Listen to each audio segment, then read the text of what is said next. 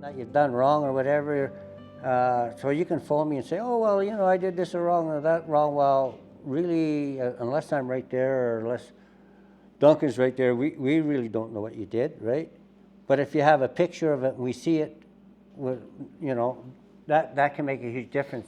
That's why we recommend if you have a snare that fails, send it to us.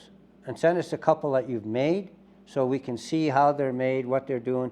Is it the manufacturer's fault or is it other reasons, right? Marty Seneker went and bought, I can't remember how many, 20,000 I think it was, of these cam locks off of Korea.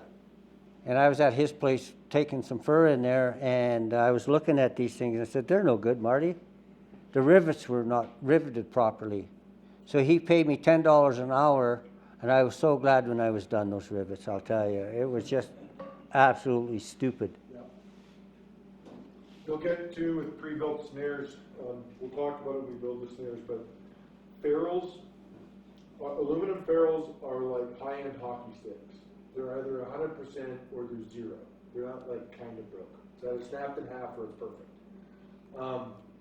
And a lot of them aren't crimped perfectly, and you get all kinds of little problems with them, and this, you know, this stupid, this, that, and it's just from, you know, not being done meticulously well. Yeah. So. Journals are really good. I've been going to doing my logbook for ever since they came out, and for the last 3 years I've been saying, hey, my moose population has gone way down. My cougar population is going way up.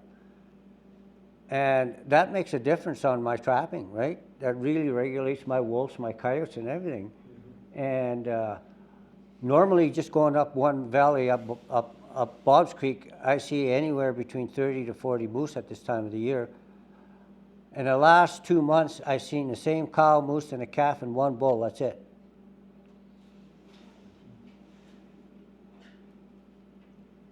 That's probably due to wolves, huh?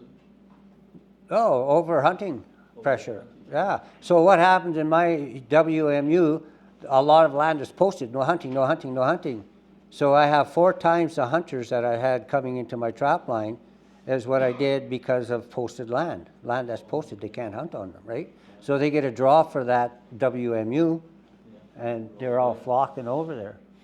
When you see the parking lot there, leaving the parking lot, you see 75 vehicles in a parking lot. You know, that's half the size of this yard. That's a lot of vehicles. So here are some of the things that we're talking about.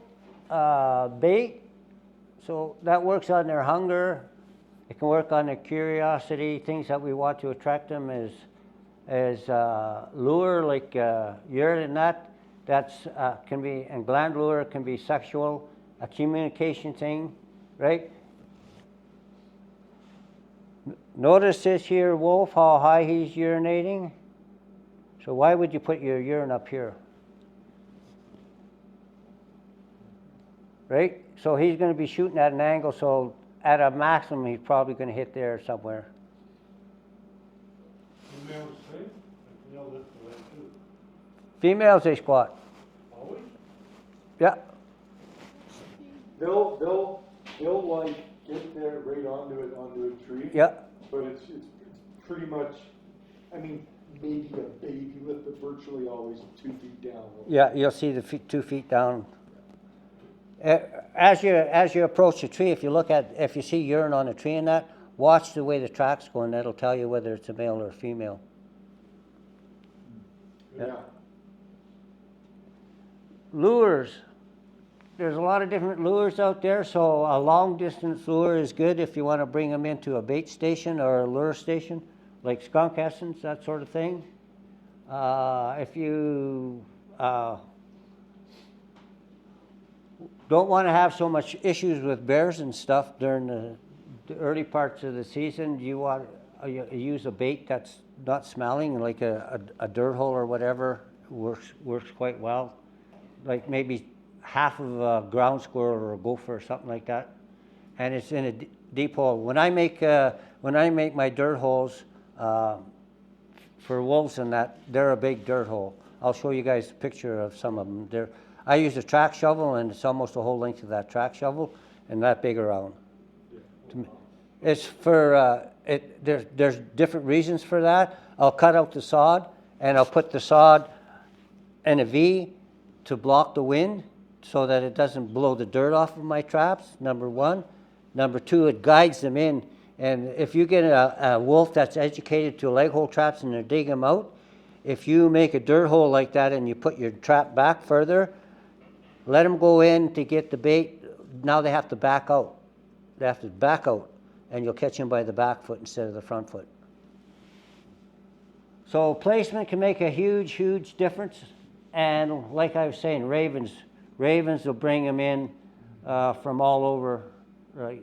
They hear ravens squawking, and they're going to want to know what's dead there somewhere, right? Placement of the trap is really critical, right?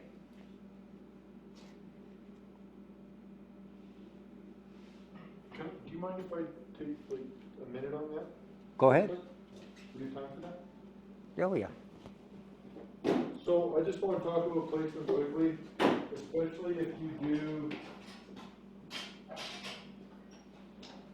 do coyotes, fox, and wolf as far as footholding. This is really important because you'll get away with it with coyotes and fox, whereas you won't with wolf.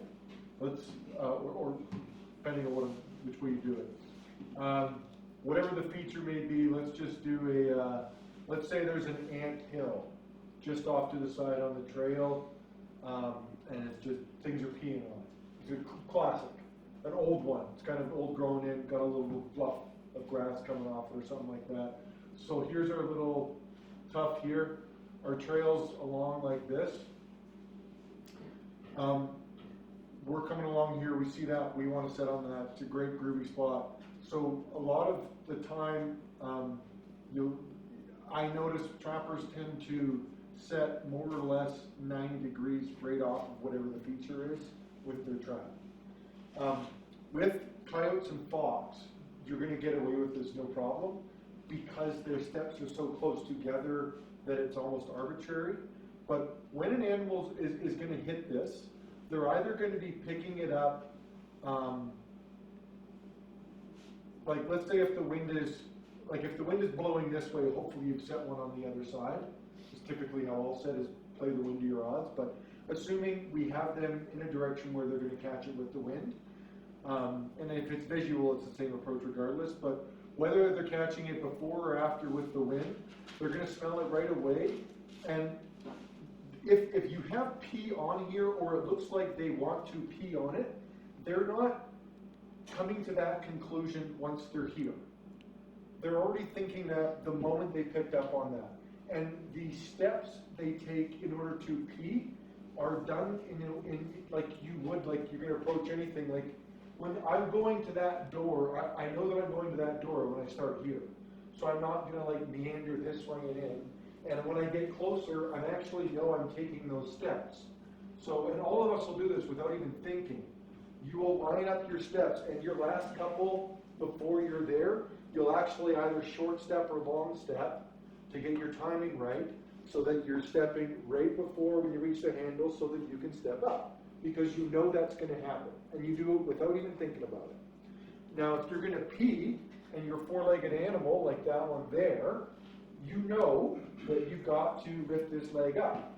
And when you're a bigger animal like a wolf, they actually have to kind of do like a stretch and expose their bottom or their wiener, male or female. There's a bit of a maneuver, and it actually requires a step over.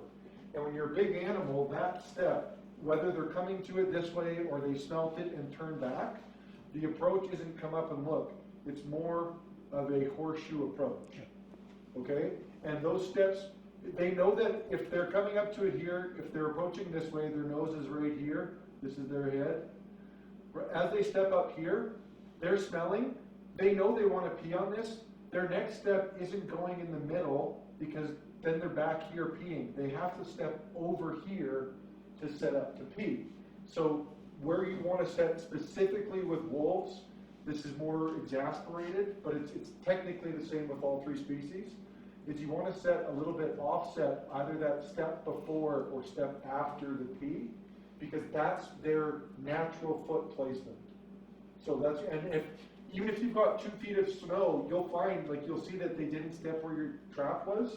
It may just, it not even be you did anything wrong, it's just you aren't in the natural place to pee, given the feature. That's what I was kind of alluding to earlier with that log over the trail as well, but even literally into the foot placement, do you want to add to that, Ken? No, that's, Does that make sense to everybody? So when you're talking about placement and all that, it's not just distance to trap, it's literally, think about this animal, and I always say this because you see a lot of these courses because students tend to really sit close and think about their set before we go talk about it because they want to do a really good job, so you tend to get tunnel blinders vision. on really easily. But in general, trapping, it's really good, and when you're talking about bait piles and setting up snares, you know, there's 100 different places you could put snares, so what's the right ones? Just take a step back. Look at it, try to like imagine yourself hunting through it, be a predator, fall into that, and just look at it and feel it out.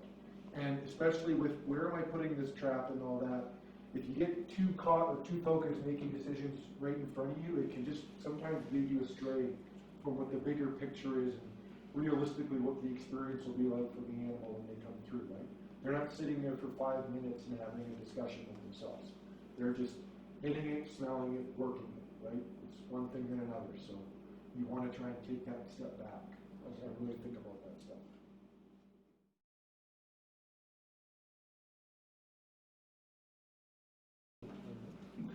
Yeah.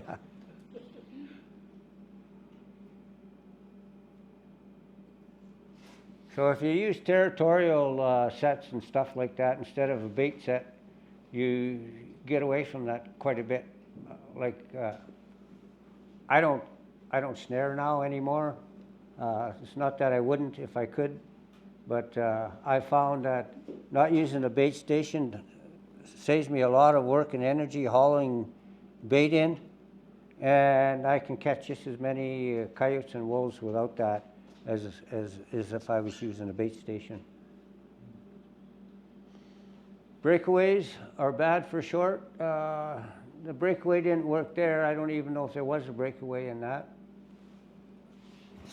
Is that the spring right there? I think so, yeah. I think that's a spring in there. So at Looks least like it's on there tight. yeah, at least it had the spring in there. Breakaways really are amazing though. They just keep a trail still working. Like you get a moose in this one here that's like a 300-pound breakaway. It literally doesn't even break stride. It's just great because, you know, if nothing else, I can just reset it right away easily. It's just nice. You know, and it takes all the memory. If you don't have a breakaway device and you've ever tried making your own snares, you learn how important it is to crimp it perfectly to the memory of the because they all have a natural curl. When you use a breakaway device, you don't have to worry about that because it allows it to naturally just sit how it wants. So it's faster setting, better. Use extreme caution when you've got base stations out. Watch for mounds or dark spots ahead of your approach. Of course, that can indicate either a bear or a cougar, one or the other. Never go in unarmed.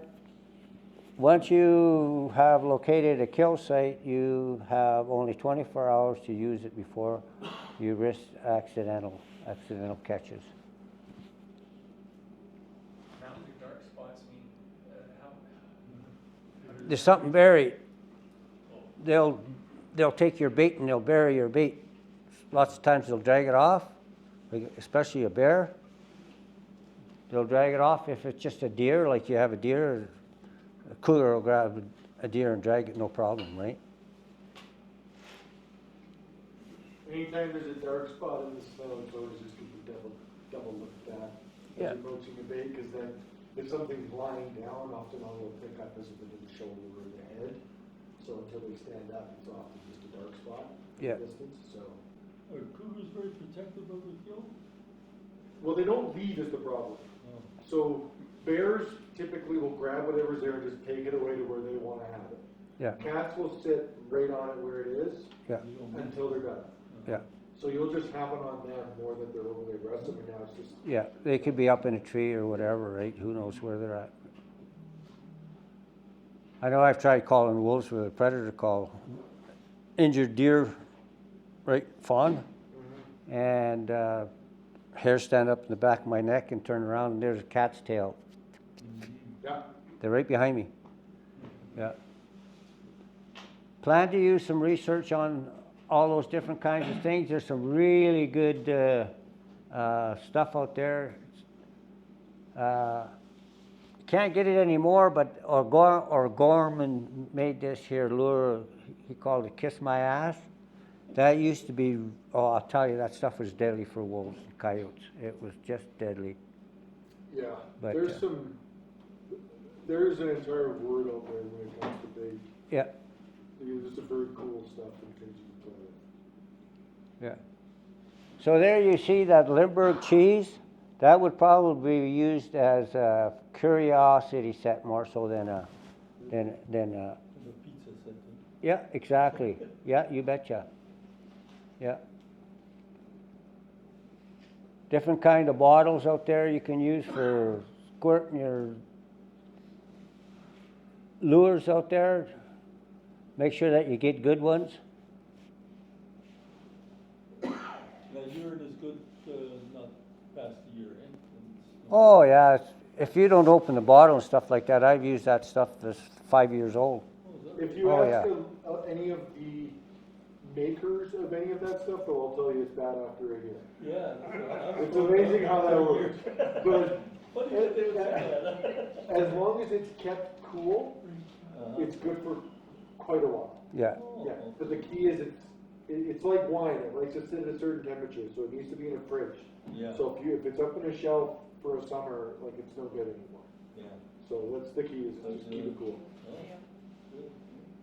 Yeah. What do you mean by fat fish? I've had gland lure that I got there from Forsyth. 7 years I had that gland lure for coyotes and it worked right from start to finish till I was done that. You kept that refrigerated. No, I didn't. No, the gland lure you don't No. need to really. No, I just kept it in a cool spot. Yeah. And I lost it when I lost my leg when I was underneath the quad. Somebody broke into my trailer and took all my gear. Yeah. Spearfish suckers, put them up in the tails. Oh yeah, yeah. Oh, yeah, heck yeah. Oh, absolutely. Heck yeah. I used to have a tree house. I live in Coleman, Yep. right along the river there. Well, I think you know where I live. I used to have a tree house up in that old poplar tree. It was 40 feet off the ground. Everybody thought it was a tree house. I had over 150 jars of bait up there. And your neighbors didn't notice? No, didn't smell at all. Till one day, damn Halloween, these kids crawled up there and busted all those jars. And guess what? Their dog rolled in it. Oh, yeah, they love that stuff. It didn't take me long to find out who it was that broke the jars. Even just blood, like just pale blood looks amazing too. You and moose blood? Oh, yeah, absolutely. heck yeah. Okay, yeah. Absolutely. Oh, yeah. Lots of that when you get a moose. Oh, Yeah, yeah. that's what I was telling you. Put it in a quart sealer and then bring it home. 3 rotten eggs, 2 or 3 drops of skunk essence in there. Yeah. Drop some tampons in there, close the lid. Put it in a cool spot, open it up, and there's your lure. Instead of using a bait station, just use that for a lure station. Yeah. So similar to a bait station though, with a, like say a lure station, you want to put your sets and your snares 75 yards away? With a bait station. With a lure station, you can have them closer. Okay. Yeah. The big thing, like when we say bait versus lure, bait typically, well, it can be anything. It's like square rectangle, but bait typically we're referring to food based. So like big hunk of meat. Yep. Whenever we say lure, we're kind of now referring to anything other than meat. So something other than the belly that we're playing towards. Okay. So when you have these like little stink pails or smell buckets or whatever, this isn't raw meat. This is stuff that has gone past the point of really even eating. It's just now taken on a smell that to a canine is just, I just need to know what is this I'm smelling, I got right? Yeah. And so it's much more selective. Yeah. The reason we talk about it, and I think we'll probably talk about it more when we talk about the snares specifically, is when you've got cougars and or bears, bears it's doesn't really do as much, but cougars for sure, if they're sitting on a bait, you can let them sit on a bait and then go, like if the wolves always tend to approach out of this valley or whatever, go a half mile that way and then find a place, a cutoff or a corner they cut through, set your bait there. So, well, it doesn't matter if you want, but just set a place in the trees where they're going to wind it and smell it and work it, right? There can be no trail, no nothing, and you know everything else isn't going to care because it's not. This isn't food we're smelling. It's gone past that point as far as material goes. Yeah, and it's not so visible to the public, Yeah. right? Yeah. That's a key thing when you're using a draw lure, right?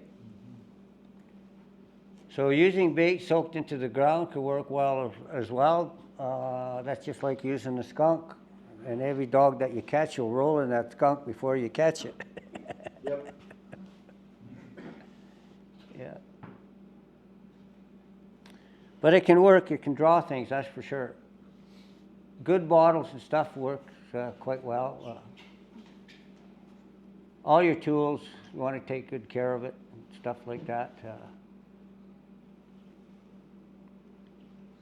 My partner, I had this partner, his name was Lorne Plant. Everything was in glass jars, and then he just smashed the glass on the ground. Oh, I used to just hate that, you know. There you go, P blocks. You got some old popsicle containers that you want to get rid of, just make P blocks for them. But they'll work. Sorry, go ahead. I take lots of times I'll take like a piece of dry pine, about that big around, sharpen it about that long, and then drill a hole in the back side of it and put cotton batting in there. So I'll squirt the urine up into the cotton batting, and it's at an angle like that. So they'll try to go around it to get their nose down at it. They'll work around that piece of wood more, and it's easy for them to lift their leg over this way. So you'll know exactly where they're going to step when they're going to step over that thing to urinate on it. It works quite well, and that's basically what this idea is here.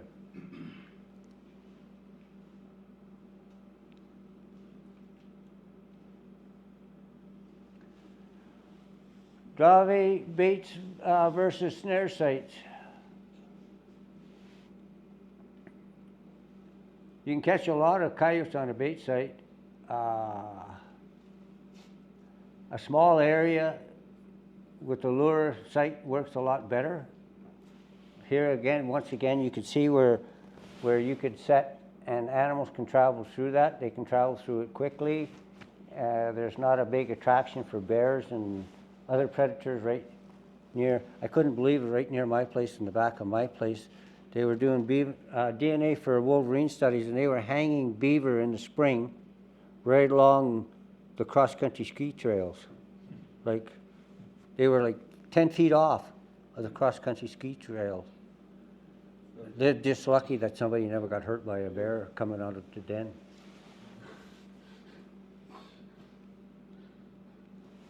Does the size of the bait pile matter? Is bigger better, or just? There's, I think if you asked everybody, you got a different answer on that, Yeah. to be honest. The key is to just, don't ever let them show up and you're out of bait. Because they just like, wow, this place is done, they may not come back again. So you just make sure if it's a bait and you're still working it, it's gotta have bait. If it runs out, a lot of things don't always come back right away.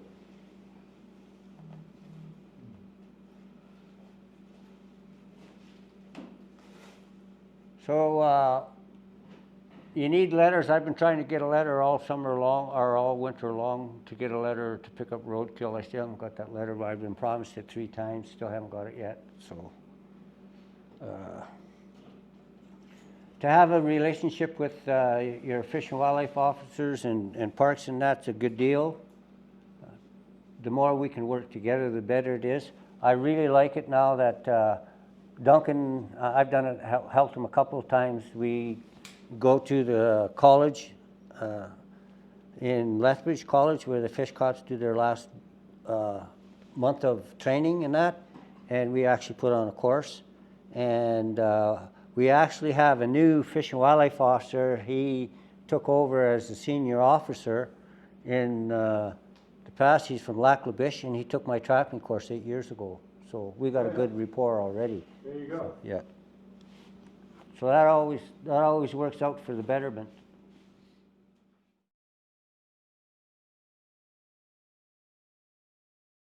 It's on what you're catching, right?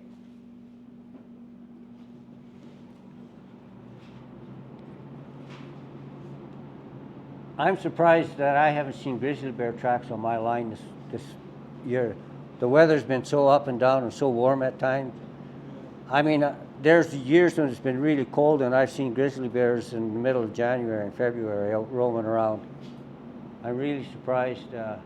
Adding scent along your trails, I do not recommend that one.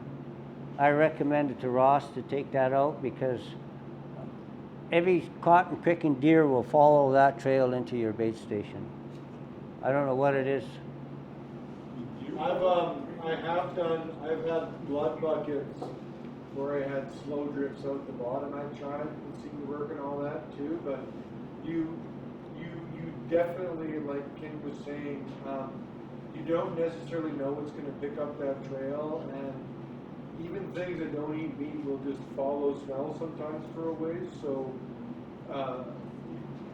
you want to not do that, with just throw caution in the wind and just say I'm going to drag stuff all over. You can really kind of have a negative impact without realizing it pretty quickly. You can also have positive. I'm just saying you want to really kind of be careful about that and selective. Yeah. Sometimes it's good just to drag something 30, 50 yards to pull them off a main trail specifically rather than across the whole line kind of thing or whatever. And another one is going to be domestic dogs. If you have hikers and dogs in your line and you're dragging stuff all over, you might be pulling things into your area that might otherwise never have gone if not for that. So there's just lots of things you want to consider these days before you do the whole, leave a trail of breadcrumbs for the entire world to see and come in. I had a little bit of an episode a few years back when I was first trapping with my partner Lorne Plant. We did that, made the mistake of that. And cougar hunters, we got 5 dogs, Yeah. 5 cougar hounds, just because you drugged stuff all over. Yeah.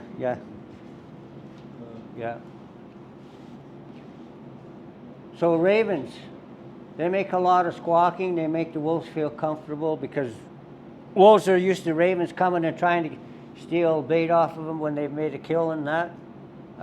So that they also are aware that if they hear a raven squawking, it's a possible kill that something else made. So setting too close to a bait station is a big cause of accidental catches lots of times. It's also a quick way to educate candidates and associate the bait with danger.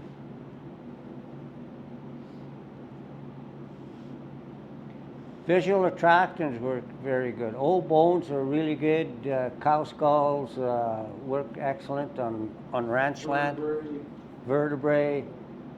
Like I was saying, even when you're skinning out your coyotes and that, if you're catching coyotes, you cut off that front leg, make a hole in the ground and just stick it and leave the paw sticking out. There's so many scent glands in there, that's all you need. And that paw, that coyote will bring those wolves in like you wouldn't believe. Yeah. You can see all those tracks around there. I don't know if that's on top of a beaver house where that was taken or whatever, but I know lots of times you'll see on top of a beaver house where they climb right up on top and walk around because they can smell the beaver on the inside.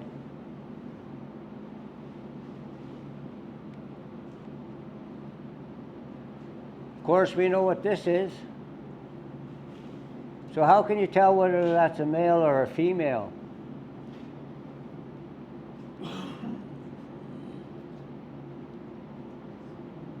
Any ideas?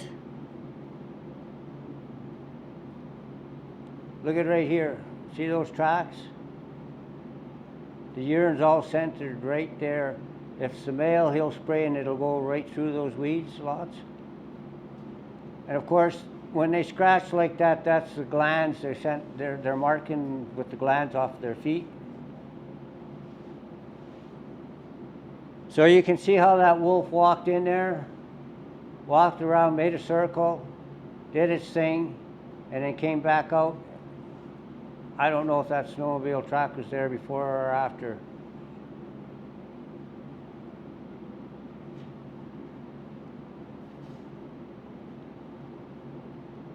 Multiple catches is great.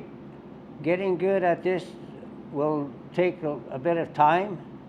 And as you get better at it, if you're anything like me, once it gets into your blood, you just don't want to stop.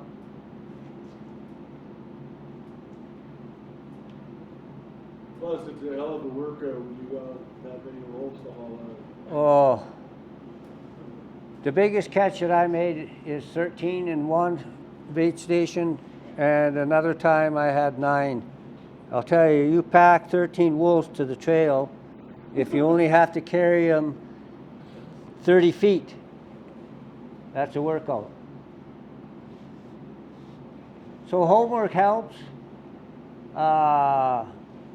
You can save yourself a lot of money, especially if you're making your snares properly, and there's so much controversy over it. So many poorly made snares are causing issues and problems. Catching animals in snares is pretty easy. It's a lot easier than using a leg hold. And killing it quickly and humanely is the big thing, and we want to try to avoid non-target species. There you can see a good catch. Perfect kill zone is just behind the ears. Back further, the rough hair maybe 5 inches or longer, and the fur a little denser. So, but with these new power, especially the Magnum springs, that makes no difference whatsoever. But when at the time that we made these videos and that, we didn't have those power springs and that, and it really made the difference. And we were using like 3/32 cable with a 3/32 lock on it. Using that, just that little bit bigger lock helps with freeze-ups, and it helps that lock to drop a lot faster on that cable. That you use 5/64ths. Yeah, a 3/32 lock on 5/64 cable. Look at this one here. Can you tell whether that was a quick kill? Doesn't look very good, eh? Look at all the chewing that went on there, and it ran around and around and around. That's what we do not want. Just wrap around the tree. Yeah, so they all react like Duncan was saying, they all react differently. Sometimes they'll lay down, sometimes they make a straight pull. Cats usually make a straight pull and they're done. That's pretty simple. But coyotes and wolves are totally different.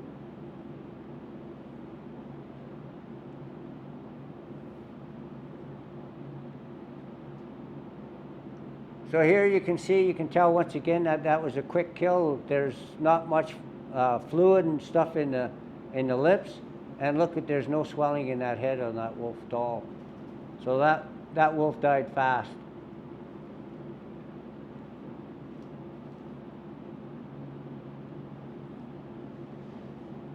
There's a under fur, you can see there.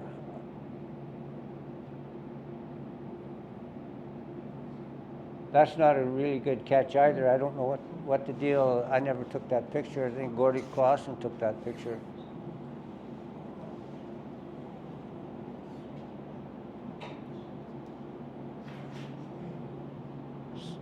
So those are the things you want to think about when you're setting a snare. Height off of the ground, the loop size, what speed you think the animal is going to come through, and color. So if you're hanging a snare What does it look like? Get down at the height of your snare and look through it. What do you see, right? It's pretty easy to set a snare and look down at it. Oh yeah, that's pretty good. But get down and look through it at the height of that snare. So, for example, if there was 2 trees right here, I could have that snare set at the perfect height for that wolf, and he'd come through and all he sees is that dark background. He can't see the shape of that snare at all.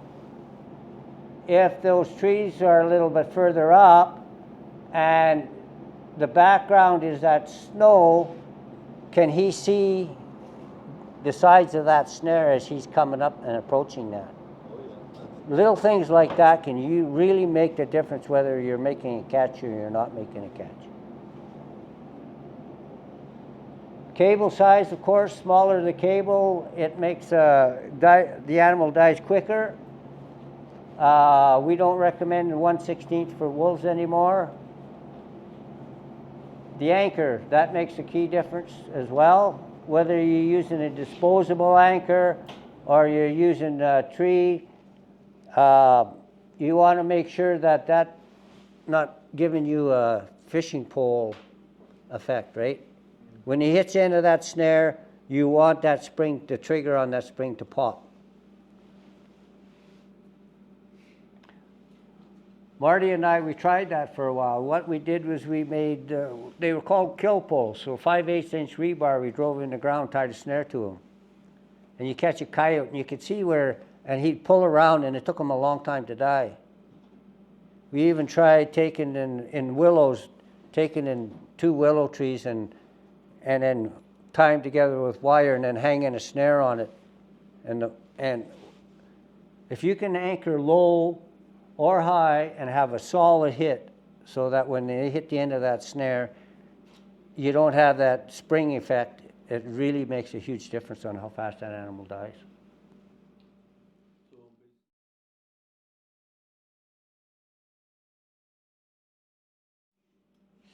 If it's an area you use often, you can also take like a steel pipe or something and pound it in the ground, Oh, yeah. like 4 feet away, just in the grass randomly, Yes. and just have it as an entanglement opportunity. So anything getting caught there can just wrap around that pole and cinch up and get pinned down. When we were testing those disposable anchors for snares, I couldn't believe it. I was out with Marty, we were out near the Cypress Hills, and there were some cactuses that these cows had gone through. A thick bunch of cactuses. I don't know why they'd walk through those cactuses, but there was a cow trail going through there. And Marty had 5 snares set in a row, and I bet you there wasn't 25, 30 yards from the first snare to the last snare, and there's a coyote caught in every one of those snares. And the only thing we figured was one got caught and killed. The other one didn't want to get his face in those cactus, so he jumped over it and went to the next one and got caught. You know, like, so try different things. If somebody tells you something's not going to work, take notes, try it, see what works, what doesn't work. What works for me on my trap line might work a little different for you on yours, right? Yeah. I've had so many people email me and send me stuff. Well, what would you do on my trap line for this or that? I can't tell you unless I've been there. And what I might do on that trap line might be totally something that different than what Duncan's going to work, but you might have the same results. So, I want to just elaborate on the Yeah. snare stuff real quickly, because it's probably on the slide. Do you mind flipping that up there? So this is my kind of technique, but it's, well, I guess this is just my take on it, so I guess if yours is different, Ken, you can share yours, but I think we're probably fairly similar on this. So we talked about snare height, snare size, all that, like those are points there. I just want to give a bit more of an elaboration on that. So if, when you're walking around and trying to set your snare, when we built the snare, we'll kind of put a bit more emphasis on this. We'll talk about setting up a bait set. But as you're walking around and looking for your spot, you want to look for a trail you're going to see cutting through, see the trail. Now look for a good tree you can anchor to that's close enough for that trail to work with, and then approach that and set up. But when you're now kind of over your spot and setting up, we've got our big tree here we're gonna anchor to, and our trail, let's say, is right here. Kind of just cutting in like that, okay? Actually, let's do this. We're in the snow, and here's our trail, more snow like that. Everyone keeping up with that? Okay. I'm just gonna grab another felt to make this easy. So, your snare, this is really important if you understand, Ken was kind of mentioning their eyes in that, silhouettes and colors and things. In the middle part of their any real predator's eye, let's call it, because not all eyes are the same.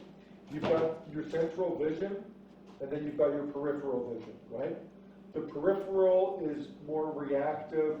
You know, you can't focus on any one thing specifically, but you can catch glimpses of things quicker in your peripheral than you can your direct vision in the central vision, okay? Wolves have very, very acute central vision. It's meant for looking a bit further away, okay? So they don't necessarily notice your trap or the snare or anything close up. Like it's not, they're really meant for, because they're hunting things, they're going to notice them from further up, right? Like everything is oriented for dealing with things from further away. So when you are setting up your snare, it is really critical. One, you're not silhouetting, which is what Ken was talking about, where you have, you know, you're set in a tree line and then it's wide open field behind you. You got a clear white snow and then snare, so you can just see the whole perfect line perfectly. Those things just don't exist in the bush, and they're very obvious when you have very clean, smooth, perfect shapes, right? The geometric shapes stand up all the time in the bush. Like 90 degrees, you don't find it, right? So apart from that, if you're cutting down a trail, it's really important that your snare is dead set over the middle of that trail. Not just because of their feet and their chin bumping it. Like, there's branches and stuff in the bush. They don't mind doing a little maneuvering around. But the bigger deal is actually their peripheral vision, kind of like, think of it as like, draw a little cone off the trail like that. And if your snare breaks that peripheral vision, they haven't even looked at it. They're not even thinking twice. It's just a reactionary movement of the head because it's a branch, and these are things they come into all the time. So if you are offset on a trail, it's really common that they'll just pass through quickly and duck or kick under, and not even because they even recognize it's a snare. It's just literally that you ended up breaking that peripheral plane, and it's just an instant movement for them. It's a reactionary thing, okay? So that's really important you get on that point. And that, to what Ken was kind of talking about, doesn't necessarily mean being right dead set over this point over top of the snare, because you actually want to take a step back and look at what are they overall seeing as they're passing through here. For example, let's say you've got a trail that's going along, and then there's kind of like a tree that's broken off that kind of like juts around, and so the trail kind of does that. You know, we've all kind of run into that before. The overall way the animal is looking is straight through like that. So when they're cutting this corner, they're not hitting 90 degrees solid, and making a turn. They're almost going to be cutting these corners because directionally it makes sense. So your snare, you kind of want to play to that effect as well. Does everyone get what I'm saying there? And often, these are places where you can snare because it's just a pinch point. There's usually a feature or a thing right there, so it's really common. These little jut around, hop over, just some random thing is there. You just have to understand what that's doing with the head as well. Lastly, I just wanted to mention height of the snare off the ground. So this height, if you read in the manual or the magazine, it's about 10 to 12 inches for a coyote, I think 14 to 16 for a wolf. In my mind, that's low, okay? And I think that that's a very accurate number for what the animal is naturally running at through the bush. If you just hit pause mid-movement, took a ruler out, that's probably pretty spot on. But in my mind, most animal, or type wolves, when they're running through the bush, we wolf specific, their neck isn't up and oriented like that. And we already know we want to be up here on the neck. A good high catch for a good fast kill with the snare.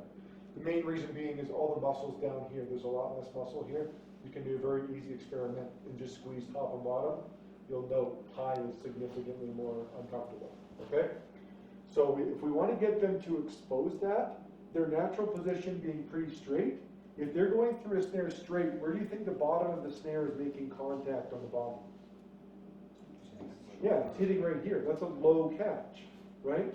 So my honest assessment is that the numbers we give you in the manual on that set you up for that type of a catch more often than not. What you want to do is get them to elevate their chin just that couple inches and have that snare just skimming the underside to get that nice and high on the neck. And the way I do that is I like little chin, we call them chin sticks, but stick is the wrong term. It should be like shrubbery, soft, bendable, not a dry poplar branch. Like the test basically is, if this is like the chin stick, you should be able to do this comfortably. If it can't pass that, the animal isn't going to allow it under their chin either. It's a simple way to think of it, right?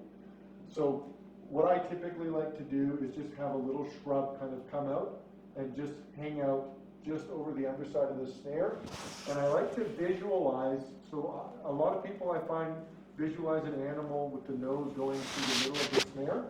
Well, that has this snare, if that's the nose, hitting again low neck. I call that bullseyeing, which you don't want to do. Okay, don't bullseye. You want to visualize that animal's chin just above the bottom of the snare, and we can instigate that with a couple little shrubs just to get that chin up and exposed. You can have a nice big loop. It doesn't need to be a tight loop. And that initial contact really, I think, is everything nowadays, because the gear's going to do the rest of the work from there. Duncan, when you have a wolf that comes into the snare, you see by the tracks that it backs up. Yeah. Is it picking up the size of the snare from its peripheral vision, do you think? Can be. It can also be, you might have a cam lock throws out that then thawed out on you. So really pay attention to your weather patterns, because cam locks are bad for freezing out. I would recommend, especially down south here, putting drops of glycerin on all of the inside the hinges to make sure that doesn't happen. Also, it's possible, so when you have a snare loop, sorry, I'll drop over here. I'll see better. But then in this situation, Duncan never even touched the snare. Yeah, they don't, So when yeah. you also have a snare loop, if they didn't touch it, it's possible they did that. It's also possible they smelt it. The most common is if you did everything right, then you just took too long to do it. And literally being there too long, you'll leave smell. And if these are wild wolves, that can be enough. So if that wasn't a factor, if it wasn't frozen, height and everything was good. One of the other possibilities is that they were going through, sorry, before I get to that point. So the one previous is if you're visualizing them here, you'll note that you actually need a little bit bigger loop than you would otherwise, because they're a bit pinched here, and you want to make sure there's room for the whiskers and both ears to pass through without contact whatsoever. So assuming all of that was the case, which it sounds like, then most common in my experience is that it was a juvenile or a 2-year-old subadult, and there was an alpha whatever behind it that recognized the scene, probably smelled something, and called it off. And maybe even at the very last instant just happened to catch a glimpse of the snare, or something. But there was something that cued him, probably smell-based, is probably it, and just got unlucky with a swirl of wind. But otherwise it wasn't frozen. And it got called off by not it, but the one behind it. Yeah. Because I've had that happen a couple of times too. And you can see, I was lucky enough, I had really good clean tracks of the one behind. And based on like their distance where they went through, you can see it stopped before the one in front of it did. And it seemed that's where I kind of made the assumption, I'm pretty confident of it, that it stopped, it chirped the other one before it continued, and that's where the distance suddenly kind of expanded. Then it stopped and they both backed up. So that was where I had that kind of exact situation. In this situation, it was a single wolf. Just a single, yeah, Stopped, backed up, yeah. actually walked around it. I think it saw it. The other possibility is you just go hard with smells, and some stink containers, and really pull some curiosity that's going to get their mind somewhere else. But that's where it's like you got to hit the right mix.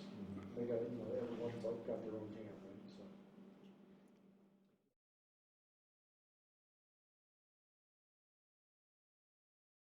Here you can see 1, 2, I think there's 3 wolves there, and another one in the background there somewhere. There's 1, 2, 3, I thought there was 4 in there. Oh, I'm getting old, what the hell. Hey? Yeah, I think that's Gordy there. Yeah. Yeah, that's Gordy Clausen there. Yeah. Trail sets. Cross lines, trails along ridges, creek banks, snares, straight lines, power ramps, all those things can work. Here you can see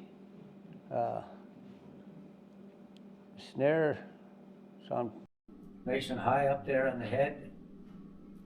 And that can make a big difference. And like Duncan was saying, it's a different when you're hanging a snare on the flat than when you are when the wolf is going uphill or downhill. Usually when a wolf is going uphill, his nose is closer to the ground than it is when he's going downhill, right? So those are things that you need to take into consideration when you're setting your snares, right?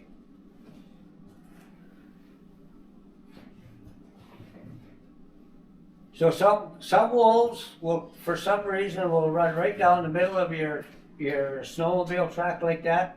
Yet some of them will not walk on the middle, but they'll run right down the ski trail. So watch on how that's working out, what they're doing, and that'll help you pick up on where to set your traps as well.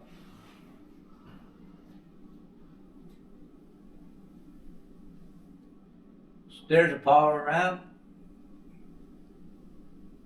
They have their pros and cons. There's a lot of steel to pack around there. They're dangerous to set. I won't set them. They'll flip me right over if I try to set my roof low. And game trails you have to consider as well. It's not so bad if you don't have a lot of people around, but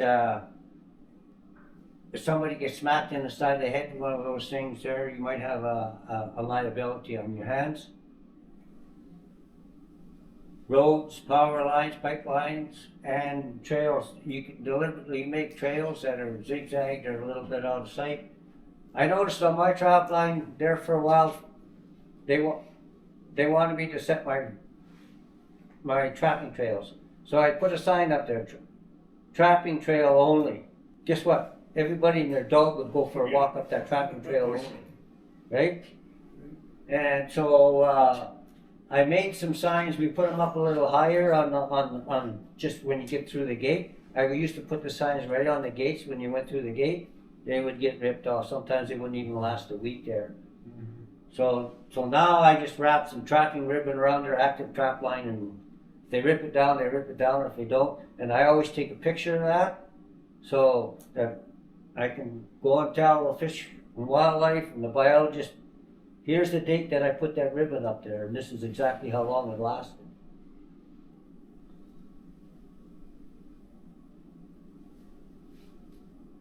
Winter trap sets.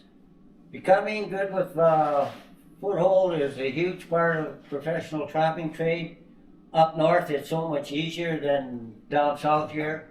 I couldn't believe it. I took the trapping course up in Lac La Biche, and we were up just east of Conklin, and we set light hole traps up there. Man, 3 weeks in a row, you didn't have to worry about them. They still fire. You won't get that down south in Alberta here.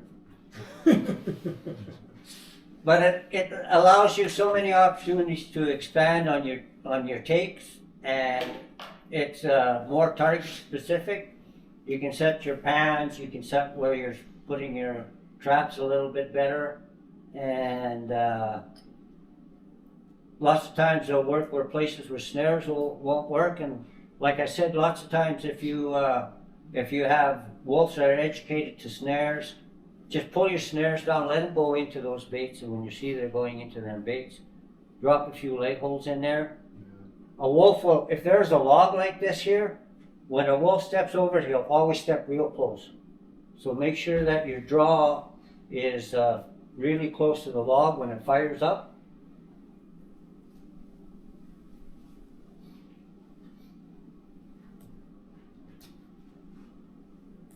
There you can see him traveling down the snowmobile track.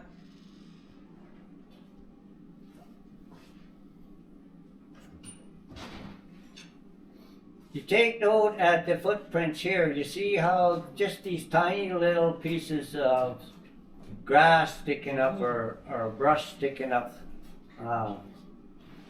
can guide their feet, right? You can guide their feet really well that way, and it's the same thing when you're making snares and that. All you need is one little rose bush to go underneath that bottom of that snare to make a chin lift for them to lift their head and have a proper placement of the head into the snare.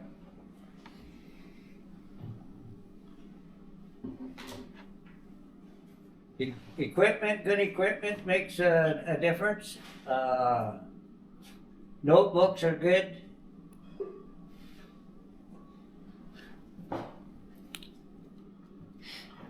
Good solid drags.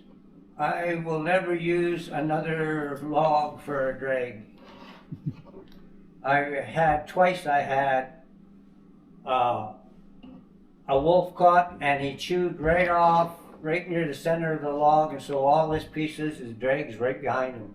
And then you try to catch the damn thing. So all my drags are metal drags now. I won't do that sort of thing anymore. Top ones are laser. Even too with these, sometimes these logs will catch a tree and do like a weird jump, and then they get a wrap in a bind and they stop working properly. So I just avoid them entirely. If you're investing in trapping, you're already kind of into it. You might as well invest the drag too. It's just worth it, and it saves you all the heartache. Just a piece of steel pipe. I would not do a pipe. No, I'd do a proper drag. Just like Oh yeah, thanks. This is this would be like I would use this on a coyote. But the key with it is you want them offset, those tips. So if it's sliding on the ground, it's catching in. If they're flat, they'll skim along the ground. And if they're skimming, they can go for a long ways. So Probably a boat anchor would work too, eh? pending the type of anchor in that, it could. But I think your overall weight to number of anchors ratio is going to be not good if you're doing both. Yeah, that's heavier. Yeah, it's just because you're using like cast metals there. Yeah. This is just them setting up different anchors. Again, I'm not a fan of the log one. I'm a king. What I do like is that they're setting up the drag. They're throwing it away, so they're setting off of their sleigh. They're going to be setting on their own trail here, but they're getting the anchor away. You don't need to have the anchor close to the trap. The more distance you have, I think actually the better, because it's just set up to start operating as expected. If they have to pull it all out of a ball, I mean, you risk that ball freezing or skipping or, short stroking for a few. Just leave it out. Extend it, stick it in the ground. Start the drag process if you want. There's no rule that says you have to have it all packed away. Just the only thing that's got to be stable and in the right place is the trap.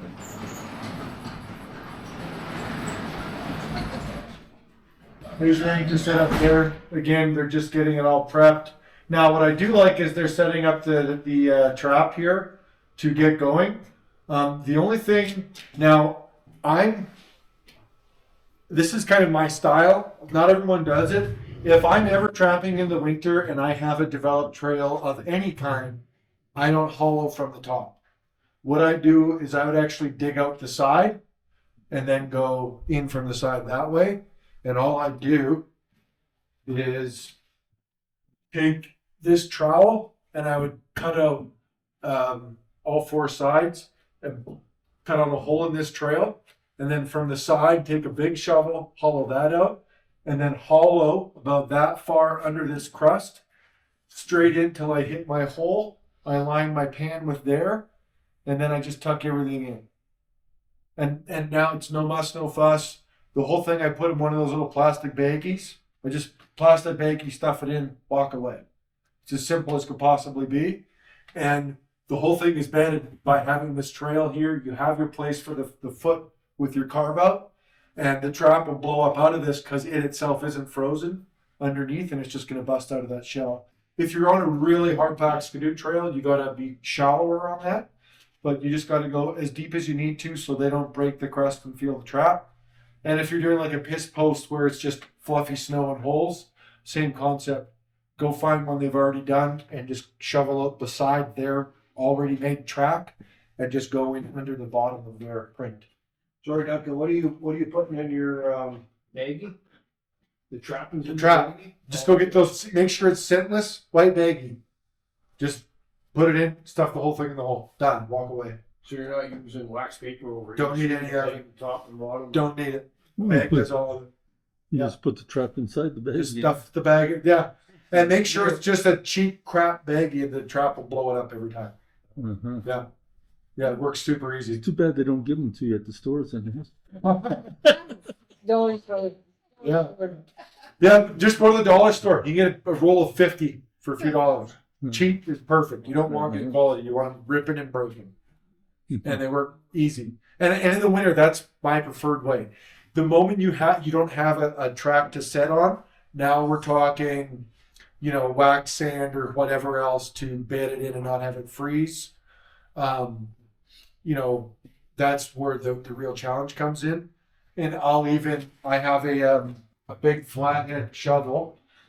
I would take this fluffy stuff right here and scoop it where I'm not breaking the fluffiness of the snow. I'm just lifting it out, and that's what Gordy will be doing here with some wax snow too, and very gently just laying that over top of the trap, keeping that insulation in the snow so it doesn't freeze down. That's the big thing that's going to get you in the wintertime is your trap freezing in. And the more you can use a pre-existing shell and frame, the better, because the freeze won't go below that point. So if you've got a track and trail, we're looking sideways into a track now. If an animal stepped in, they went down this far, and then this is all packed snow under here. Does that make sense to everybody? We're looking at side profile.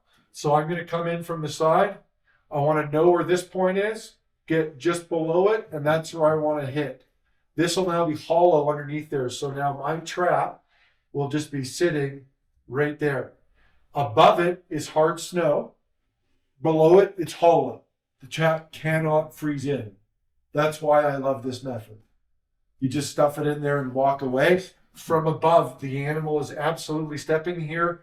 There's just, a couple centimeters of that snow between them and the pan, which won't hold, and they'll push right on the pan and fire, and it's got them every time. So you dug that out from the side. Exactly. Tunneled in. Dig it out from the side, tunnel in, and now this can all freeze right in. Don't matter, right? Toss your chain out to the side, lay it through, get your trap in, and then just backfill, walk away. Backfill every step in. It's just like nothing was there. And the only part that needs to not be frozen is right there, and that's the part we hollowed out and entered in. Are you doing all that from your skidoo sled? You can do it from a skidoo, you can do it walking in or whatever. It really doesn't matter. It just depends on like the reason he's setting his trail here is because these wolves are kind of smart but are running the trail. And he's just trying to do don't give them anything to work with, for the ones you don't catch either. Trying to be very low key, sneaky set. And it's a great set. The wax paper does work, but literally the plastic baggies are just easy and they do the job. And you don't care which direction those springs are going, whether they're... I do. If they're traveling directionally and they're just traveling through, you do want that dog to the side because you've got less control over that step, and pending the rate of speed, they may be off a little one way or the other, north to south. But typically, east west, you know, if you're in line, you're in line. And you don't want them stepping on that dog and blowing up. If I've got them working a set, like they're coming into it, and I know how they're coming in and they're going to be spending some time there, then I do actually like to rotate it, and I'll have the dog opposite their approach or their most likely approach. So if the dog's here, I'm anticipating them coming from this direction. And that's just to get a jaw strike aligned with the direction of the bones in the foot, just to get it off in a good way. So if it's dogless, you would put it the opposite of what that is? No, I would still try and do it to the side, only because, again, the line they approach is more consistent than the when and where they take their first step into it, pending their timidness. So the north-south where they step could be a few inches off either way. And this, the slider here extends out further profile than the jaw. So if they short step your trap a little bit, don't quite get on the pane or whatever, I just don't want them standing out here potentially moving the trap around or that more. I just want them on clean dirt as much as I can help it. That's my theory on doing this. I find I'm pretty good about left to right where they're going to be. It's just when that step takes place and where they stop, it can be a few inches either way, typically. If you're sliding in from the side, how are you stabilizing it? The snow does all the stabilizing. Don't clean it out. Just have above the frame barely a hollow, like a half centimeter. Underneath it, you want lots of snow in there, stuff snow in there. Like disturb it, get it loose, so it's not going to like push your trap around. All of that loose stuff will freeze in place, and that trap will be stable within a couple hours. Right? It's just above the trap, we don't want to disturb. Below the trap, we do want to disturb, because that's going to be building our frozen frame the trap sits in. So you're not worried about the trap freezing through to the disturbed snow? No, particularly because I'm using the plastic as well. Yeah. Right. Yeah, you got that. Now, the only thing you want to watch with the plastic is you got to tuck it around the jaws. I'll show you when we pull one out here tomorrow, so that there's not like a place for water to pool in the bag next to the pan. You just want plastic and then like kind of taut going around to the jaws, and you're golden. So I just choke up. I have the whole bag choked up with the drag and everything right in my hand. The bag and all that's taut, so when I stuff it in, it's all taut and just sort of slid right in, and then jam some snow there so it's stuck in place and walk away. And you're not It's worried so simple. My snow track being too froze. The wolf's gonna break that to push the pan off. Yeah, and it won't be because, and now you just have to make sure that when you're going in, you're not way down here if you've got lots of snow, right? So it's still that no difference than if it was just dirt. But you could literally, if realistically, you could even just have just your pan there with the bag if it's white, and you'll probably get if you're in a deep rut of snow, right? You really don't need much here at all. It's just make sure, like if it's 3 or 4 feet of snow everywhere else, they're stepping in this hole. Make no mistake. So as long as you're decented and you've got your pan at the bottom of that hole, you're getting. That hole you're referring to, is that the hole footprint? That's a previously made footprint, Oh, okay. or one you can even make yourself. Not just the bottom of the snowmobile track. Well, it could be, certainly, if it were a Yeah, if they're snowmobile right on track. top of it, eh? Rather than it being a void like this, it's just going to be a flat shelf Yeah. that I would only hollow around the trap to make slightly lower, like a place they could step again. Like I'm going to dress that, but I'll still hollow from the side and go under. You would hollow for a place for them to step in. That's where they would want. They to step typically in? step in the low point and the smooth point. Oh, So the snowmobile is going to be kind of ripply everywhere. yeah. I would take that post and even make a couple, like a step prior to the trap either way, Yeah. Make sure it looks space pretty, them out, eh? right? And then I would just, with my brush, kind of taper this down. So it kind of goes more like that. And then my trap's right down here. And this, I would just give a very light dusting or place of fluffy snow and then just brush it to be nice. Mhm. So The whole thing is more or less just smooth looking clean snow with a slight divot where my trap is. And then you can do a little bit of grass or like, the grass they saw in there, just some very subtle guides.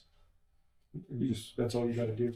But the key is like most of trapping is a foothold in the winter is if you approach from the top down, you have to recover it, right? And that's the hard part is trying to do that without freezing the bloody thing in afterwards, because everything you disturb wants to freeze. Yeah. So that's why I just don't like to touch the top. Try to come in from the side, and that kind of takes all the hard work out of it.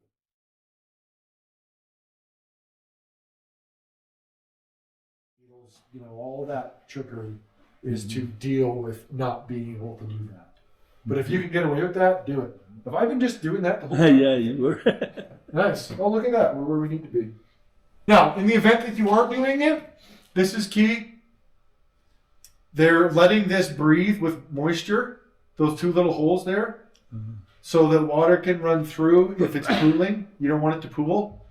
And just not give 2 wolves on 1 acre there, but even if you got that, it'd be fine. They'd be fighting amongst each other for the pool so much that it really wouldn't go anywhere. But the key is here, don't be afraid to set more than one. One kind of thing I've noted from people when they just get going in footholding is they're always setting one at a time. Don't. If you're stopping the sleigh and getting to work, get to work. And whether it's wolves, coyotes, or fox, there's a good portion of the year where more than one of them is traveling together.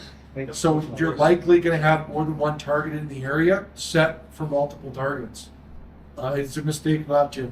There's no sense in educating half the population because you're always catching one and letting one get away.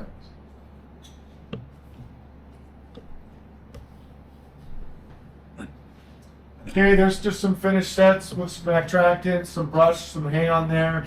There's even some, I think there's some shredded tire rubber in these sets, which I know Gordy was all about a few years back, probably still is. So don't be afraid to play with stuff out there and do things. You can really play and have fun with them, especially if you're always catching them. So you're not educating them all the time. That allows you to really play with things more. But the more you play with things and the more you try different things, the more it's going to allow you to go back to your bread and butter stuff when you need to. If you only have really 1 or 2 sets that ever work, it's going to really be hard to finish out a pack because they're just going to have seen everything you got to offer. So you really want to try to develop your skills and find different ways to have success. I've got an old spot where there's an old culvert in spring, and the culvert is made out of wood, and the metal is all rusted, and the metal is still brown. And if it wasn't for the water coming up and over the top of the spring all the time, I would set that damn piece of rusted steel, the bloody wolves, they go and they piss on that every time they go through there. But there's no point in setting the trap. How are you going to keep the trap working, right? So,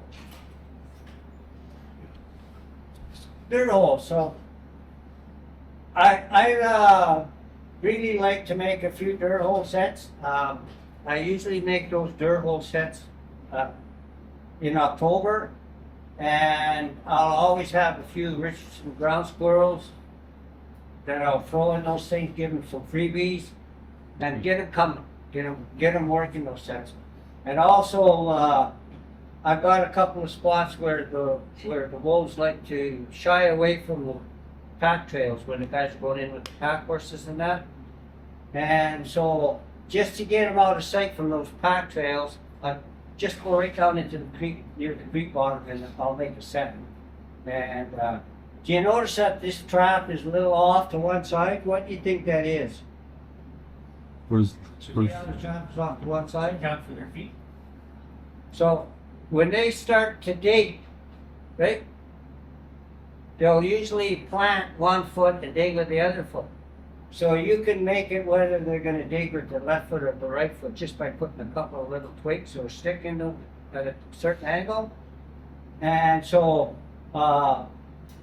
having it all set from the center of the hole is going to make sure that you get a good lake catch instead of the blocking partway on the pad. So this here trap here is a dog type trap, I would always face my dog in towards the hole, and I'd have some tiny little thing just coming up on the inside of the jaw.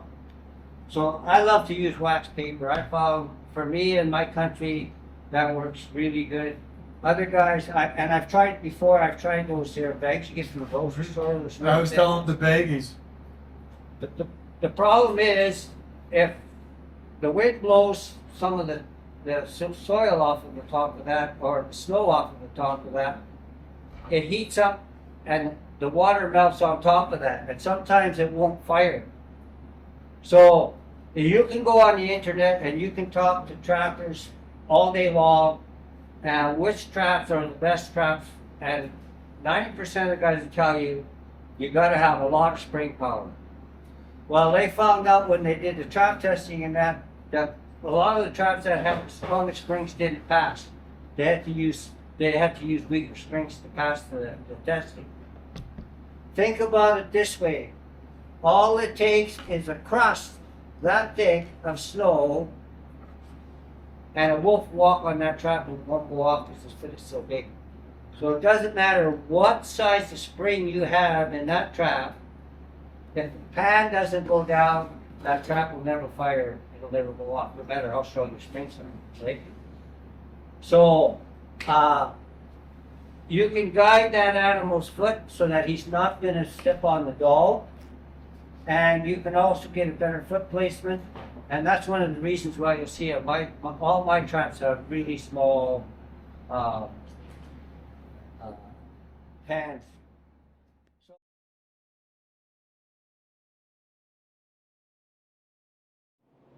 It'll fire a lot easier.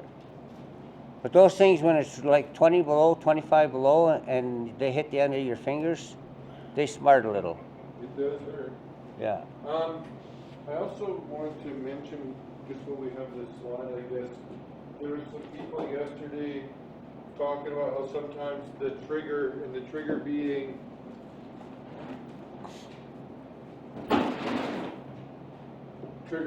this device right here holding the spring closed, so it's loaded.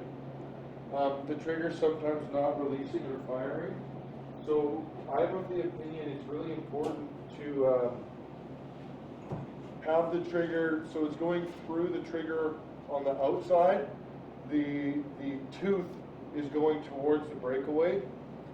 When this is around the neck and tight, this point is stiff, it doesn't move. It's butted up against the base of the neck. So it's like a hard surface that this tooth will push against, and it almost pushes it off of the spring. It's not just about compressing the spring, it like kicks it off because it doesn't want it there.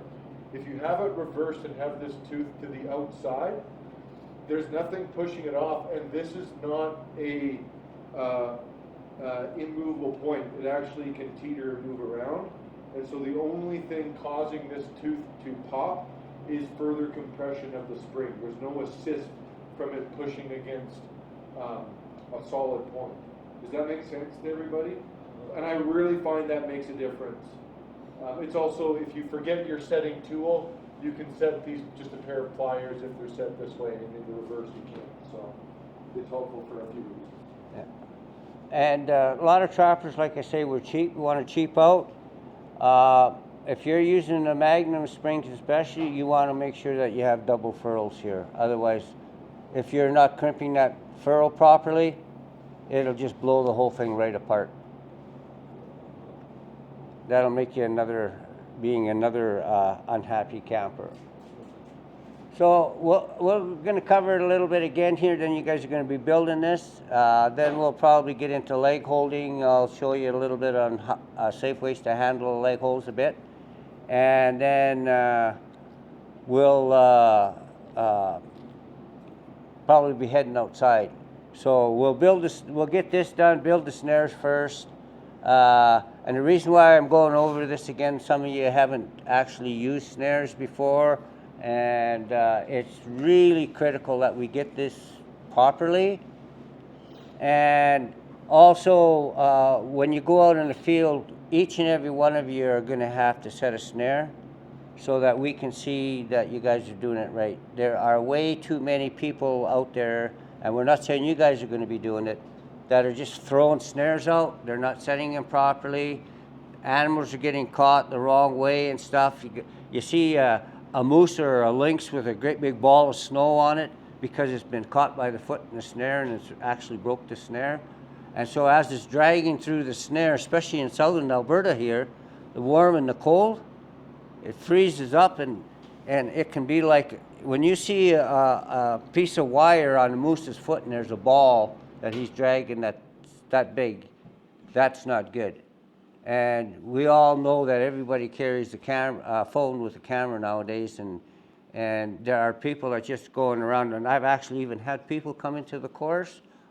I don't know, maybe Tom's one of those guys, friends of the wolf, right? And they critique in every word you say, and if they can twist what you say or what you do to their benefit, they'll do that.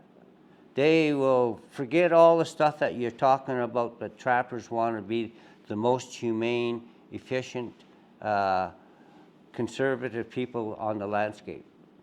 They'll miss that whole point when they put their stuff together, right? So, I'm not one of those guys with my video camera. yeah. You got Duncan, eh? Yeah. To ensure trappers are using the most proficient snaring equipment, lots of people say, well, why do I need that? Or that's too much garbage, it scares the wolf away.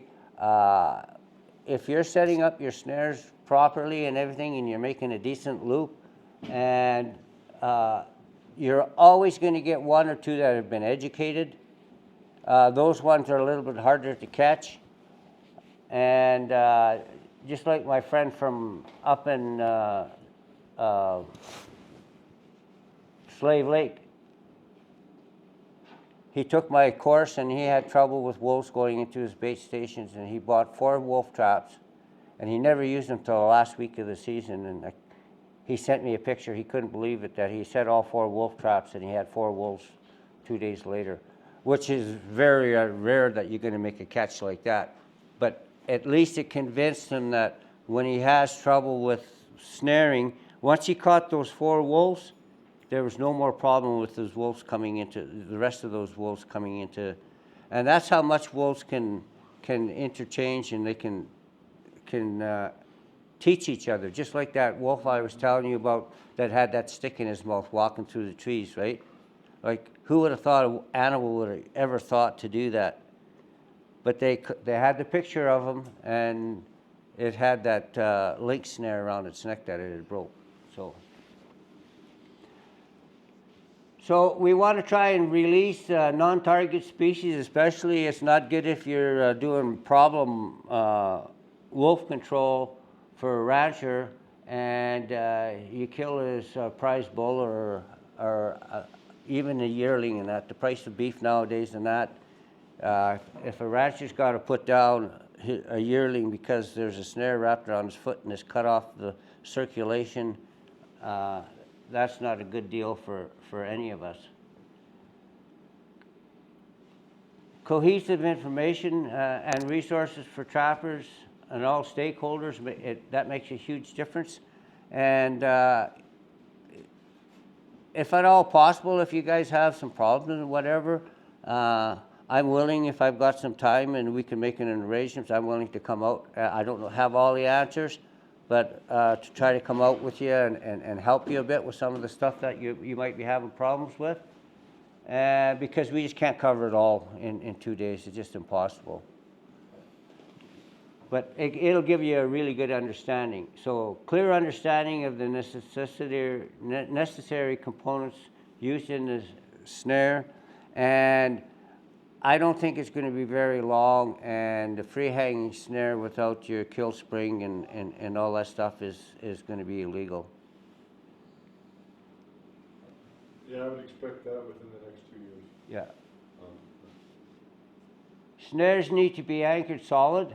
Once again, that's a really big issue. Not just snares, leg hole traps, any kind of, even a killing device like pine marten. That when you have a a cougar come in town, somebody set a Wolverine set with a 330 cotter bear in one of those milk container bottles, you know, those plastic containers I'm talking about. And the cougar drags it into town and it's around his neck and he crawls underneath somebody's porch. That doesn't make it look good for anybody. So length of snare allows for a greater force to potentially trigger off your kill spring. Once again, sometimes more is not good. Like this gentleman here, he went to 1,000-pound breakaways and he had lost 3 wolves and he was really mad. Well, when he sent in a snare for us to check and see, it was a 20-foot snare. Like, I mean, if you can run from here to that fridge, can you imagine the potential and the power that that animal has in that?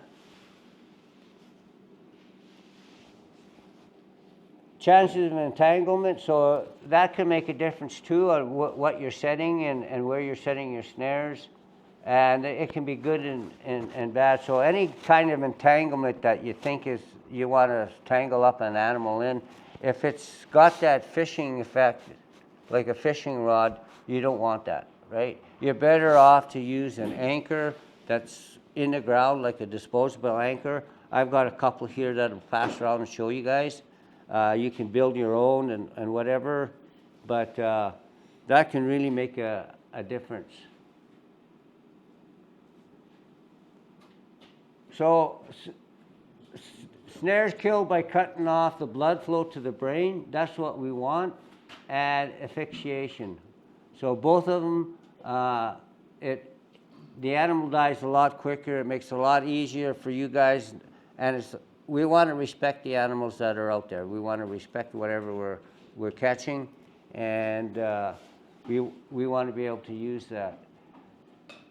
Smaller loop size sometimes results in a higher neck catch, but like Duncan was telling you, lots of times your snare height can make a huge difference whether you're catching them tight to the neck or you're catching them further back, where there's more muscle for the snare to try to get to occlude the arteries. So loop height can be more important than that, and cable size also makes a difference. Large cable has higher breaking strength, but lots of times it doesn't kill as quick. And so we're trying to find the best middle ground. And that's one good thing is that we have our trap testing station and all the snares and everything. They've been tested. From last I heard from Ross, our snares are probably going to be accepted right across Canada as being legal. The only thing they have left to test is the timber wolf. But as far as the eastern wolf and coyotes, that's going to go through, and they're talking about changing the legislation in other provinces so that it can go through.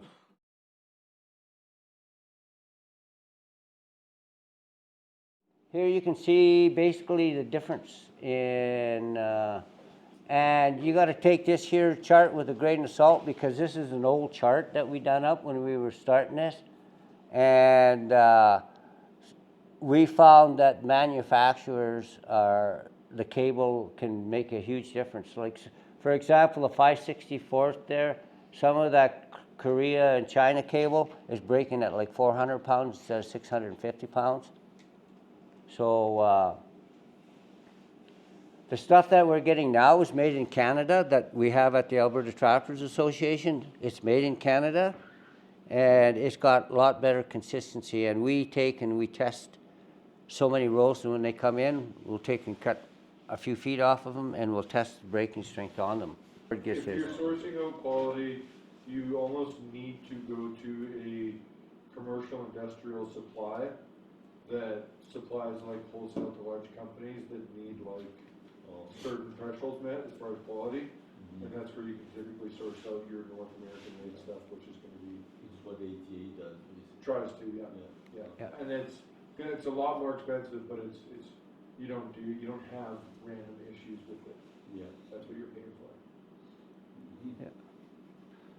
So here you can see the components again, once again, and so this is what you're going to see. This is how, with Duncan, you're going to build a snare. You're going to have double furls, a washer, your trigger, your kill spring, another washer, and what that washer does there is it stops your kill spring from going into the breakaway and separating that breakaway so that it pulls apart. That's what that washer is designed there for. So, Corey Grover's, I like Corey Grover's pliers. I've got a set for setting your kill spring. So here is the pliers for Marty Seneca's that set the kill spring. So what you do is you open these as wide as you can, and the center of the spring you slide over the middle screw there, and then the outside of these springs go in here, and then you squeeze it together. There's the kill spring once again. I don't know what the new Magnums put out, but these first ones that Marty had tested and that, they were like 80 pounds, 85 pounds, somewhere in there, of extra pressure that was being put on the neck to tighten that snare. And usually when you catch a coyote or a wolf in that snare, that 5/64 cable will go so tight, in between the spring is about the only place that you'll be able to get at the cable to cut it. So you want to have good cable cutters, and you got to watch that stuff doesn't fly in your face. Okay? So that helps you gain an understanding. If you try and squeeze your kill spring yourself,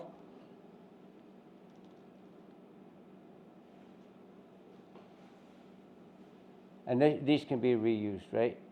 The Magnums work great for everything. They just Yeah. buy the big one and use it for all. Yeah. Oh yeah, it's. And so the Bridger, they make their Sherlock, what's called a Sherlock, and that's the one. Sorry. That's the one that has the rivet there. That's supposed to be the breakaway, so that rivet's supposed to pop.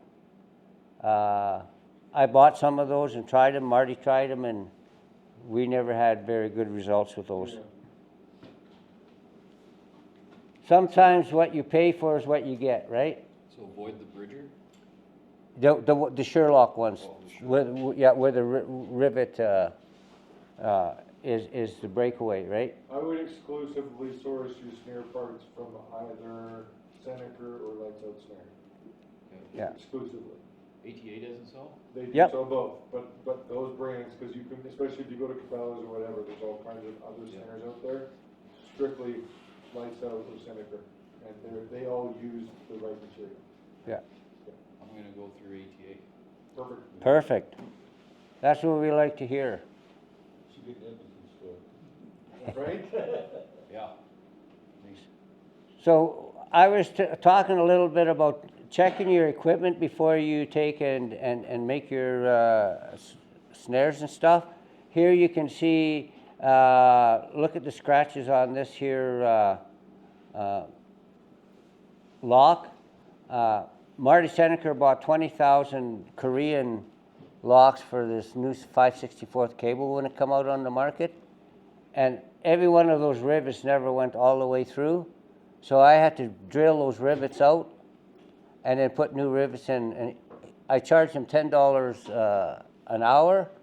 And I'll tell you, 20,000 rivets, it took me 2 or 3 weeks to do those. And then when I gave him the bill, he was freaking out. Well, don't cheap out when you buy stuff, right? So if you have old locks, I've got a bunch of, I just brought one old lock to show you guys. I have an old lock here.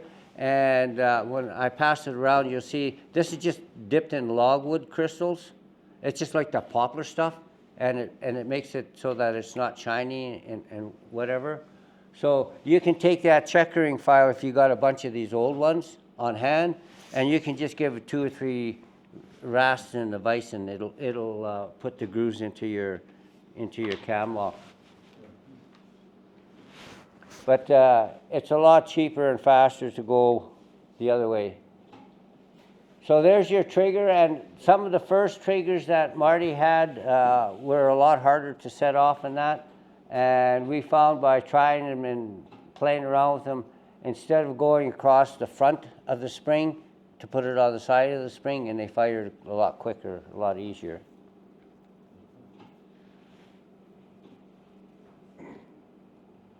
Those are, by the way, this trigger setup, and we'll kind of talk about it more too, but especially in 564 cable, when it's around a neck, even a wolf, the loop's only about that big. And where that cable is going through the cam lock, it gets jammed and almost doesn't want to move anymore. Like it kind of hits a point, and that's about as far as it's going. Certainly while the animal's kind of dying, so they're not giving their full fight anymore. And that trigger, the only place you're really going to be able to get cable to travel further is up through the backside of the breakaway device on the spring side, because it's not kinked. So that trigger allows you to take that away, and if you have just a spring and you're waiting for it to compress, it's not just fighting the spring, it's also fighting the jam inside the sheath of the cam lock around that neck. And often they just won't be able to compress it, and it'll actually turn into a shock absorber, so to speak. So that trigger really makes a big difference, a huge difference. Yeah. There's your breakaway device. So when you're putting that on, ladies and gentlemen, the big loop goes through your cam lock. The small loop is what the cable runs through. Okay?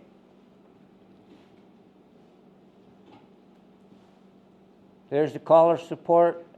It really makes a difference where you're hanging, because if you have your collar support on your number 9 wire up there properly, your lock is in the right position so that it can travel down that cable faster.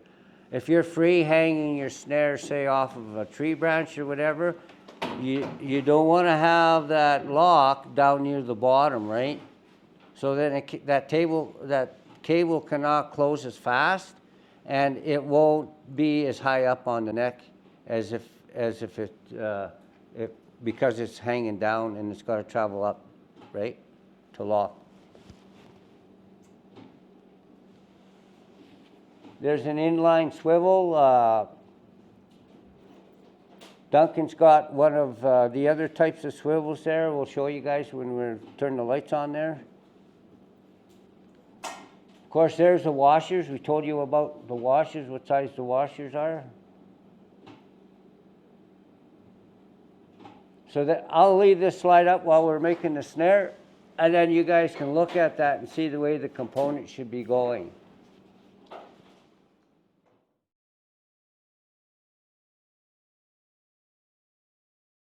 little while, then we'll move to flip over. What I want to see for the course, and especially for those of you who are currently building your own snares, it's really not about whether what you do is right or wrong. It's more about this is what we're doing in the course. So you basically just got to get on with the program, and we can leave it there. Just try to take what you can and learn from it. If you're feeling like you're not liking what we're showing you and you like your method still, you're your own person. But I'm not going to argue with anybody about what is the correct way when we're doing this course. The methodology we're doing is the way we're going to do it. And if you want to have discussions about other things or whatever, that's certainly something we can have a back and forth on afterwards. I'm happy to. But we'll just leave it there for the purpose of the course, okay? When we're coming up and operating the swagger, for those of you that, has anyone never used one of these? Okay, so they're not dangerous. Don't think that they are, but you do not have your hands anywhere There's around some the pinch backside points. here. Yeah. It's just sometimes when you're thinking or farting around, and sometimes when I think you're creeping the back, don't. This is where shit gets really messed up back here. Everything up here is fine, there's lots of control. A lot of people tend to try and keep their fingers away from everything, and it's hard to balance the pieces in the teeth while we're operating this thing. So you want to get up close and personal with these teeth. You can be right in there, you've got lots of control, you can have it on your finger, you can stop it. There's lots of control here. It's in the back end here where things are moving quickly and they're going to go out before you stop, all right? So don't be afraid to creep up in the teeth here. It's going to really just help you see things where you want it, all right? Really quickly, so we understand, if this is our cable going through, and this is our ferrule going through the cable. Everyone keeping up with that? Okay? When you crimp these, this is what I mean by them being end to end. So when you crimp this down, you want to start with your tooth. I'm going to color here. You want to start with the tooth being these right here, coming down, slightly overlapping the ferrule. Okay? The reason is when you compress a ferrule, they flare. And if this tooth is over here on that first one, this lip will actually flare up and out a little like that. All right? When that flares, what happens is the inside here also has a little opening. It's not totally binding around the cable. And one of the real values to ferrules and how they work is if they bind end to end on a cable, it'll actually cause the weave of the cable to bulge a little on either end of the ferrule. If you don't have this end crimped down flush and you allow a bit of a flaring up, it doesn't bulge the cable either, and it allows slippage. And the moment it slips even a thou of an inch, it's going completely, it's done. It's gone straight to 0% as far as operational. Well, that's how aluminum and steel works. So it's very important when you're crimping these, get that tooth overlap, and then just go end to end and make sure that last one also has some tooth overlap. Only other thing I want to mention quickly, is everyone keeping up with that so far? Yeah. Did that not jive with anyone? Okay, last thing I want to mention is if this is the end of your cable, so we've got more cable going off this way, you would always start, and this is important especially with bigger ferrules which you're using for rolls and that, the bigger cables, you always start on this side here and work your way that way. And the reason is you want to pinch here and not have the excess travel. This ferrule will actually end up being about that long by the time you get to the far end, just from it flaring and traveling up. Does that make sense to everybody? If you start this way and go to the end, I have no cable past here, so that's the end of my snare right there, the last two ferrules on the end. If you start here and work your way that way, this will actually travel and end up at the end of your cable, and you need at least about realistically about probably a 3/32 of an inch excess to allow this cable to actually flare out and bulge a little, and that's what's going to give you the bind. If this, if you start from the inside and go to the outside and you don't allow this excess, and that's cut off, then this actually just gets pinched in with the rest of your compression, and there's no flaring in the cable. Did that make sense to everybody? Okay, so start on the end, work your way in, and overlap your tooth off the edge and go right to the far end. You want it nice, clean, and flush. Cool with everybody? Okay, when we're doing the snare building, I'm going to need some patience from all of you. We've got two swaggers going. We'll kind of make some room, and it's going to be just two lines going, and you're going to be going through and doing one thing at a time. It's slow, it's tedious, and for those of you that build a lot of snares, it'll be very slow and tedious. I want to be crystal clear on this point right now. If you're farting around and not giving me time of day for this, I will be in your grill. All right? This is the one part of traffic where the onus is on us to build it right, and you'll be held to that standard in this course, okay? So just bear with me. We'll get through it as quickly as we can, but we're doing it right, okay? Yeah. To do it right, but not all of us have that equipment. So you can do a proper job with just a hammer and No. bolts, or No, I would get this equipment. so you really Yeah. should get that. Yes. No So handheld. handheld is fine, but it needs to be a crimping tool that's applying pressure all the way around. Oh. When you hammer, you sandwich, and you're taking a lot of the material that has, like, so when you compress it all, it's a friction force, but it's a set force applied to the cable.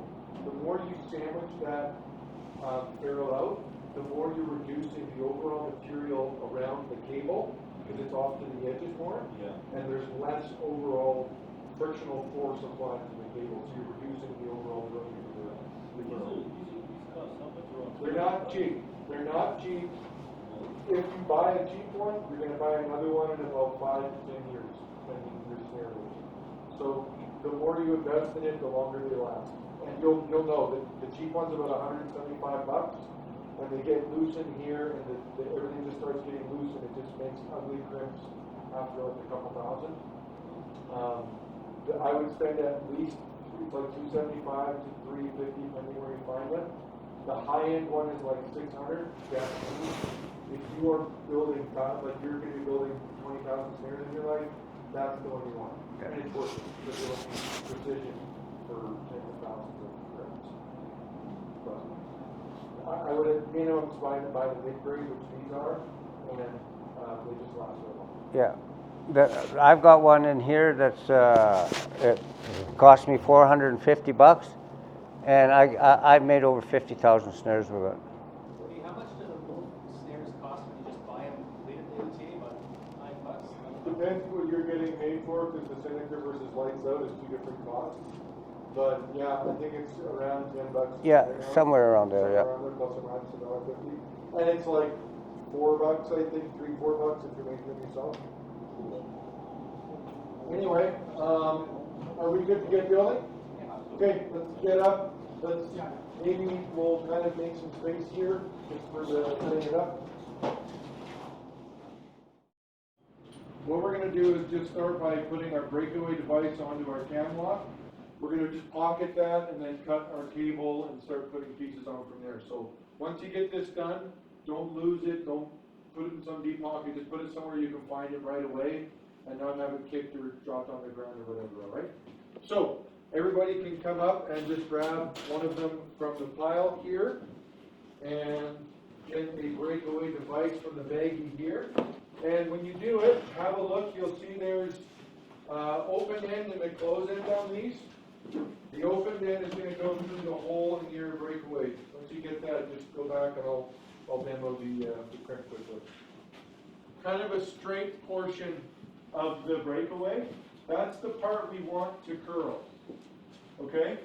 So when we come up to the tooth, and the tooth we're operating, or the notch, is going to be the furthest notch out, so the first one towards you.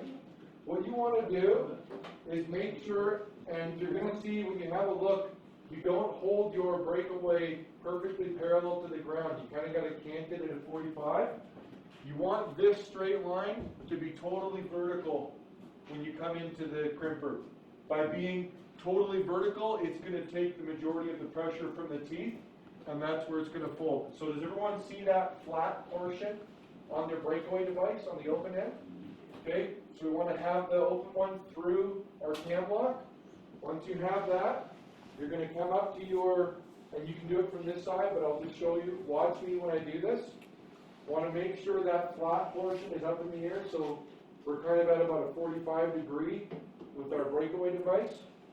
We're going to put it inside our thing, get it to bite, and just hold on to that so it doesn't go shooting. But watch this hand as I'm compressing. So we're going to compress and we're going to feel it touch. So I'm compressing, that's a pop, and I'm touching right there.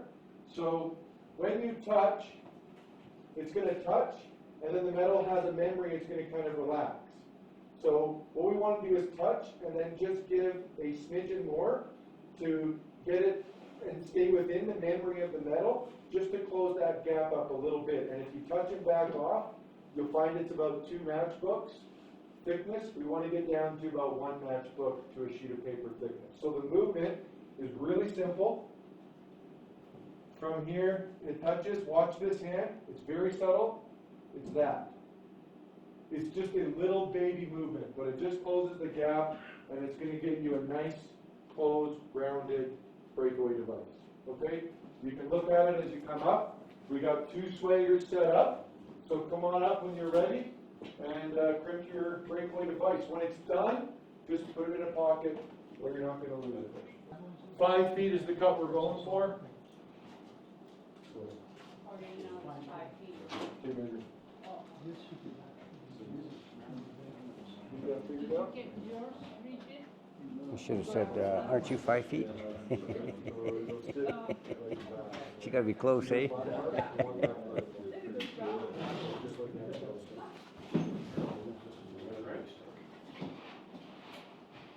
Close, you curl a little bit, so you see, you're still showing the flat like that. So what happens is, you can have your parts like this, that's how what the box, I want it oriented, and it's short, so that's what part you do. So you're there, but you see how that kind of it's just because you close the whole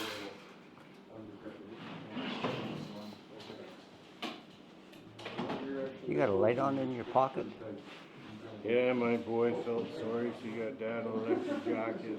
Oh, that's what that is. Yeah. Start with my overlap and drop that handle down so it's holding the ferrule in place. Now I've got 2 hands to work with. I can size up my ending where I want. Give myself a little less overlap. I want to go about a 3/32 of an inch, and I'm butting right up with that other ferrule and my other hand here to control that. Once it's down, crimp. Now go between the 2, and then off the far end with excess. 3 is perfect, and it should be end-to-end flush. And the real key, if you want to test, take your nail and pull it off the end like that. If it's catching, that means you've got some excess. And you can also look in the end. If you see any spacing between the cable and your ferrule, when you're looking right down the pipe, then you've got some flare and you didn't get that overlap. Okay, and that overlap is really important, especially with this modern age of snaring where we're not using 1/8 cable. Like, these are things that will fail if they don't kill quickly, right? But this is about precision work, which means down to even the manufacturing of them, it's got to be precise. Going through a double only one time, it's not enough fun. Sorry, I just meant a double length, like not Oh yeah, then singles, yes, longer than this, not a Totally. double barrel. totally. So like a double, like a full Double length length, jacket, yeah. absolutely. You'll find that for other trap building, you're using these shorter ones though, so it's more multi-use, but by all means, yeah. Okay, so I look here, yeah, over that, so pull that up. See that there? So you see how you don't have a hat coming out the other? I'd trim that now where you just did one, because then you can fix that easy. You want to have a little more excess cable up there. Yeah, I didn't mean doubles. Yeah, yeah, I yeah, meant yeah. just longer than. Yeah,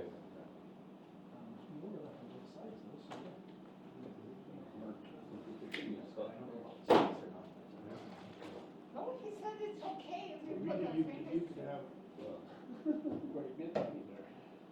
yeah, try to be about between a quarter and like a 16. But more is better than less, because you need that flare.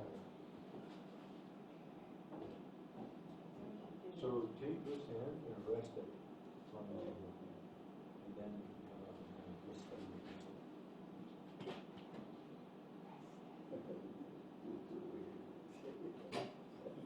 Yeah, and that's the perfect distance right there. What happened? Everything happened. Wrong notch, this notch, first notch. Oh, that's why this is, Life is so easy all of a sudden. I thought, where's my muscle, I guess. So just for you specifically, I would rather you work this way. So when you pull, you come out. Only, we had it on this one here, when you have a tighter one, if you work over top of it and you let go when you aren't thinking, these sometimes can spring back up and hit you in the face. So I wouldn't want to have happen. Did you feel that springiness there?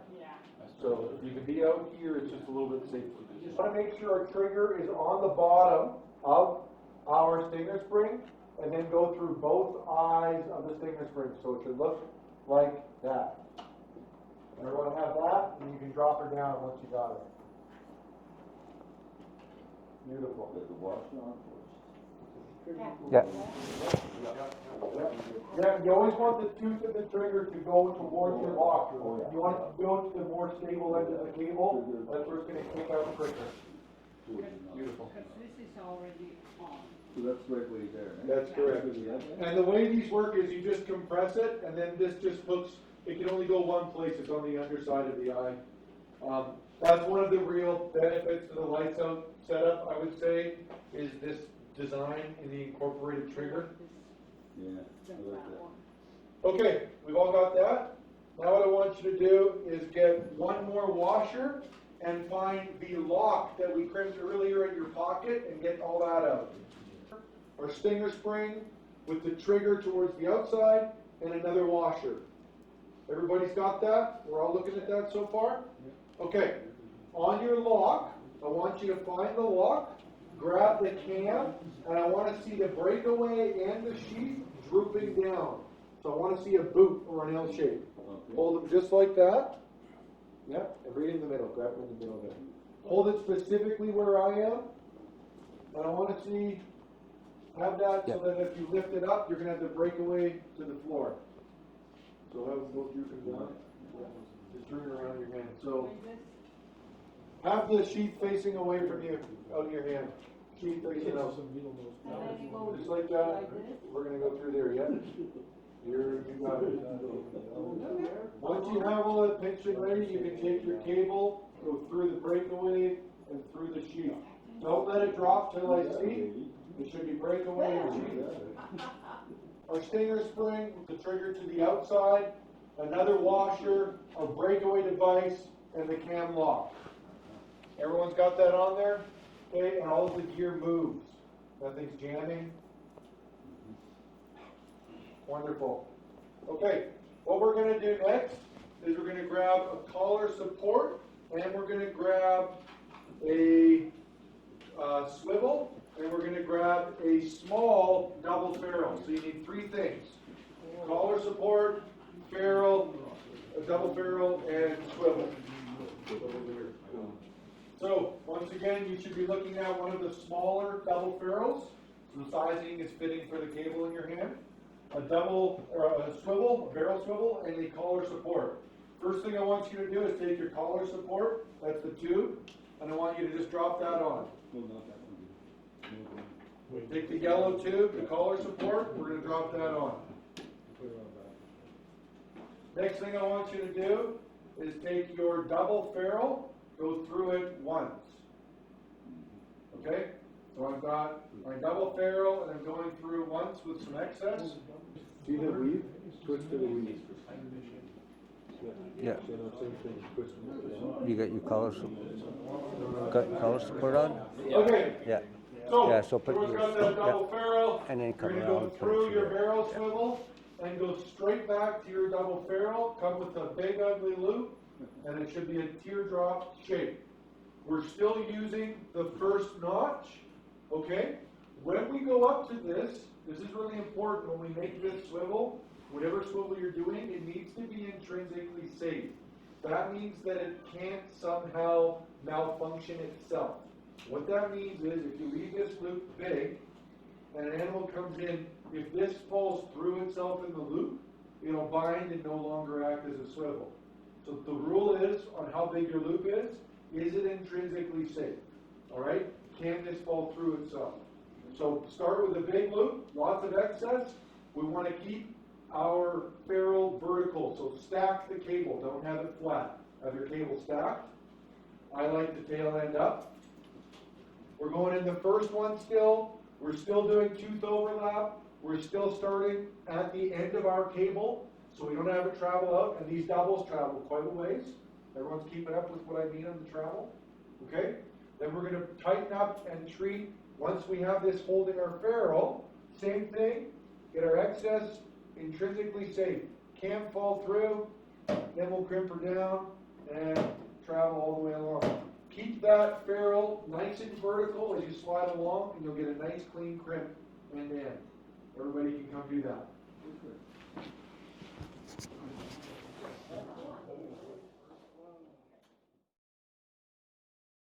Alright, so second notch.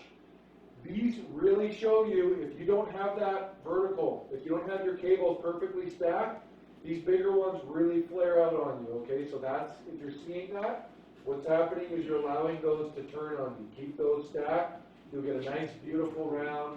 Okay, so what we want to do for loop size, we want about a 1/4 inch excess on this. You can leave it outside as nice. We're going to get it on here, and when we tighten it, we're aiming for about 3 fingers, okay? About that much. It's just enough to fit the gear of our cable through. That's all we need to do. All right, about that size. Don't have it pretty coming up here. They like to pop and move. Have a big ugly loop. All right, stack them. Second notch in. Always starting on our end cable. Give ourselves our overlap. Now we are going to treat 3 fingers. Great. So I'll have both of your cables now. We've got our snare end, our anchor end, one large double ferrule.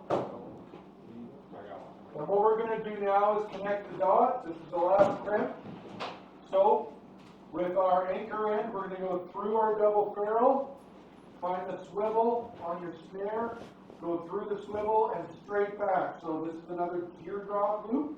I want to see a nice teardrop shape, intrinsically safe, come and crimp. Does that mean slow hoop again? Yep, that means slow loop, so this swivel can't fall through itself like that and not be a swivel.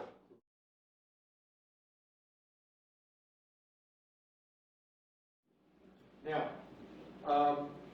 the collar support, the real value, I think, in setting these, when you set a snare, one of the rules of thumb you want to have happen is, and this is just important because closing time is actually quite important for a snare. From how it's sitting, from how it's sitting to if it were to just turn, it needs to free fall down. If it's not doing that, there's a problem. And any resistance in there is something they can feel on their throat as well. All right? So you want to really make sure that you have got good action on your snare. Now, if we can accept that as just fact, you need a fast closing snare. It doesn't close quickly, you have problems. We can all accept that to be true. One of the big issues when you are then setting a snare is trying to keep the loop the size where you want it and not fart around with it 10 times when you're getting all your things set up in place. That's the real value of 9-wire, apart from placement on the neck, which it does the best job of any method we have so far. When I'm standing here getting my cable ready, I look where I want my loop size right there. I just mark that with my collar support. It can fall, do whatever it wants to do. I have that point marked. I can mess around with the rest, everything quickly. I just come up to my cable and just pull it up and butt it up. I don't need to think about what's going on. I know it's the loop size I want. Does that make sense? So it streamlines it out. Now, this is, I'll just close it.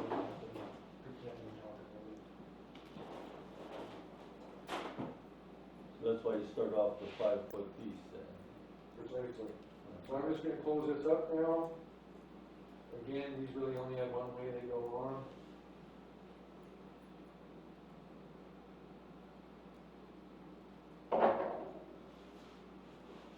And now we can see, that's all sit true. So cable has a memory. It comes in a roll. It comes in a circle. When you run breakaways, when you run these cams, this isn't fixed cable. It's loose through there. That allows it to rotate on itself and find its natural, preferred, relaxed position. If you don't run this gear, you have to do that when you crimp it, and it makes this job suddenly tedious and meticulous. because you have to have that cable perfect, or it always will do this on you, and you're spending more time thinking around with it. Time on site when it comes to wolves, period, matters. That's just a fact of life when it comes to wolves. So the more you can do to have this stuff working for you, the better. All right? The other really big benefit to this collar sport and the number 9 wire setup. So this 9 wire has nothing to do with the anchoring of the snare. I should just have an actual one on here.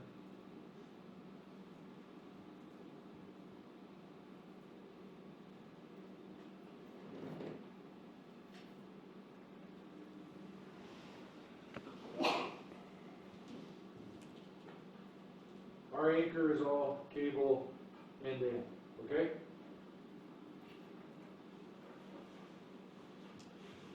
This is strictly for holding the snare in place.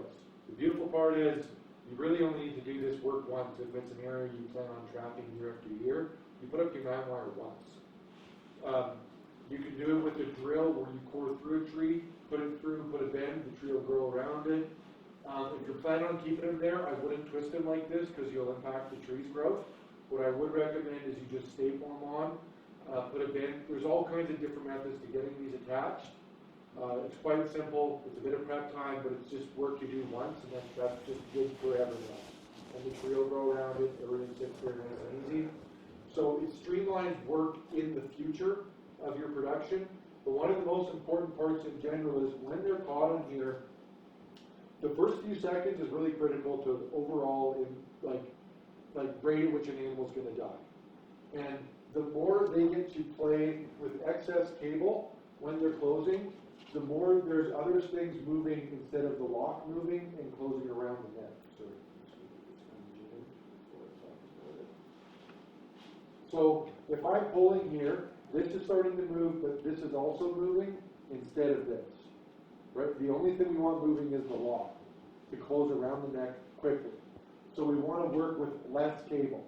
Now the moment it's on the neck, we then want more cable to give it a bit of a run and snap. But until it's on there, less cable is better. Does that make sense to everybody, what I'm saying there? If they've got 20 feet of rope and this isn't tight, they've got to make it 20 feet before it starts to tighten. If there's only a foot, they don't have to move their head and it's going to start tightening. Right? But I actually want some leash once it's on there. That's where this collar support really does its job. And the difference now is when they're pulling, this isn't moving. The only thing moving is this. Right? This is locked in place. It's friction fit. Now once it's set, and you'll see this moves a little bit to jam up there, but at that point it stops. And now we're only working with a 5-foot piece of cable that they have to pull free. And that's going to set it on the neck. Once they pop that free, now we're working with our anchor end. Now we've got increased length. They're going to have a feeling that something was on their neck. They're panicked. They pulled. They felt resistance. Then they felt it pop free. Like whatever had a hold doesn't have a good hold. And they can hopefully instigate a run. They might turn and bite, but typically you're going to get a bit of a run and a panic launch. That's where we want that extra yard for a big launch and snap to get it tight. That snap is when we want this stinger spring to go off. That big snap, everything's set in place. Now, that stinger spring is going to take that excess cable, suck it up. We've got killing pressure on the animal now. No matter what happens, twisting, twirling, laying down, wrapped up in a tree, whatever, the dying process has started. That's what this solidifies with this gear. Does that make sense to everybody? Okay? When you're running this gear, this is a methodology based around precision, not just holding them no matter what. The older style, the 1/8 cable, that was an out of the style of just hold them there because you don't want to lose them. We've kind of just gone to the other end. We've told the line and gone to the other end where we fully recognize that we will lose them if we don't kill them. Okay? We're just simply doing a way better job killing now. It's dropping them far quicker. And it is genuinely irrefutable. This is We have the science to prove We it have now. the science to prove it, it's very much there, okay? If, yeah, go ahead. So you know, when you snare a wolf or whatever, it usually wrecks your snare. Yes, Okay, so, but you got a little tether piece here. yep, So how come you haven't got some kind of quick way of taking that apart? So great question, great question. I don't typically run that type of barrel swivel.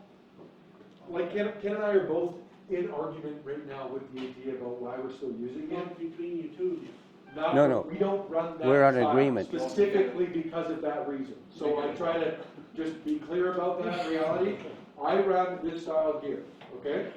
So this swivel here, this whole anchor is attached to a tree, never comes off. When I catch a wolf or whatever, I leave it on the neck and I cut it up here outside of the ferrule. So all the gear is attached to the animal. And then I can haul that all into the garage or in the skins, trim it all there, right? So I'm not losing any pieces in the field. Now at the end of that, what it looks like.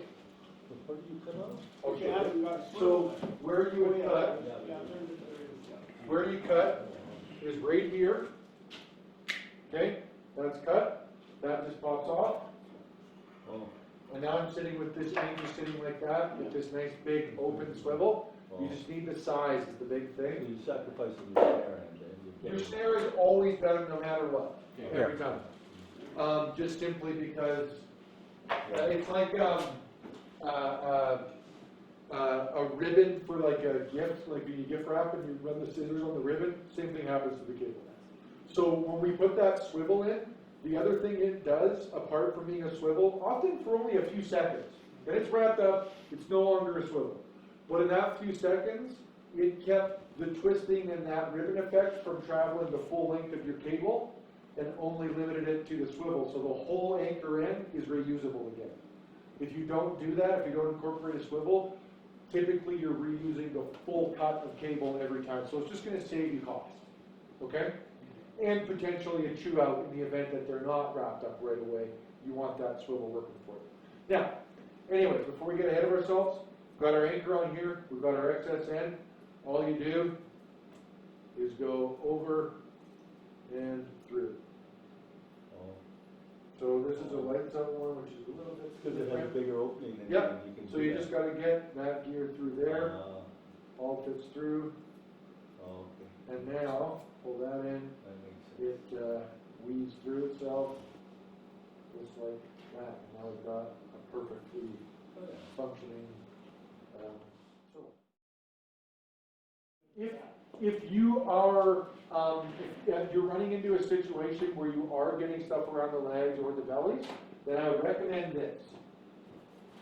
Probably you are doing more of a relaxed snare style. Probably, and this is a typical kind of older style, especially if you run them where you run the supports up off either end. This is your trail coming through here. You're probably running a bigger loop, more opened up with your anchor supports and a little bit lower to the ground. Now, when you walk away from this style set, often you're in the wheelhouse, but if you're on the bigger side and you get any kind of a snow dump and lifts that up even an inch or two, the overall height of the trail, you're going to instigate that jump through.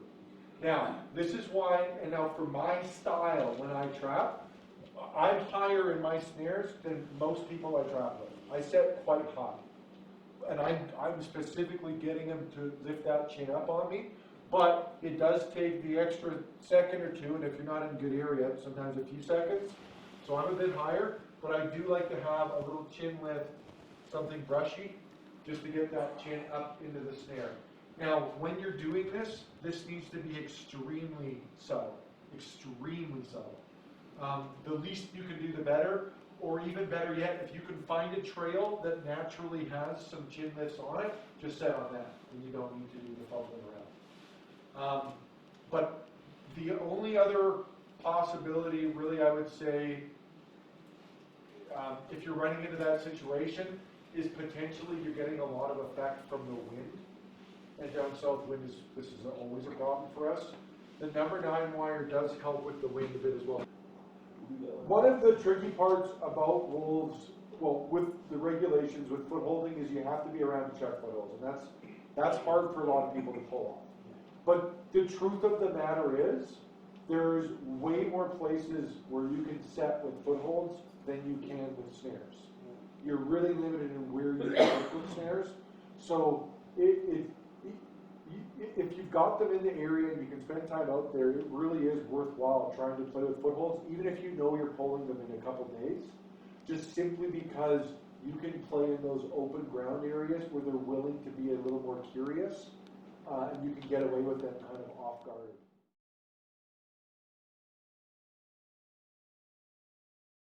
As well, but it's going to be cougars.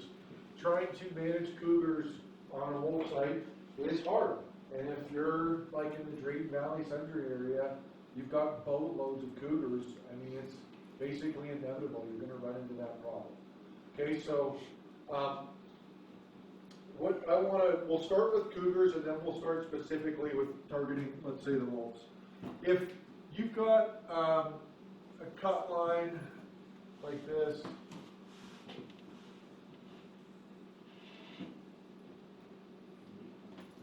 and the wind typically is going this way, north is that way, pretty reasonable in this area to be some kind of wind like that.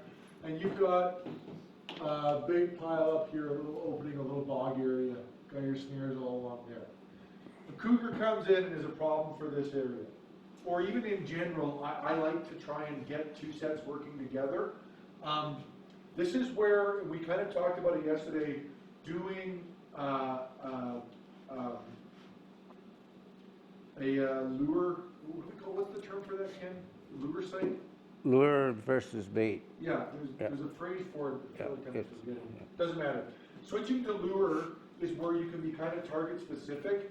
And let's say if the wolves are coming in, chances are they're going to be, if they're coming from the south, and you could do one here and then one a ways north, or whatever way they're coming in. If you know the direction they're probably approaching from, almost always, whatever way they're going to come on, at some point they're going to cut a corner. Canines are quite fond of cutting corners and then kind of just popping out in the line and having a look once they kind of get into it a ways. They're big fans of that. So it's a very natural move for them to do. And you can easily have a little lure, a little perforated container.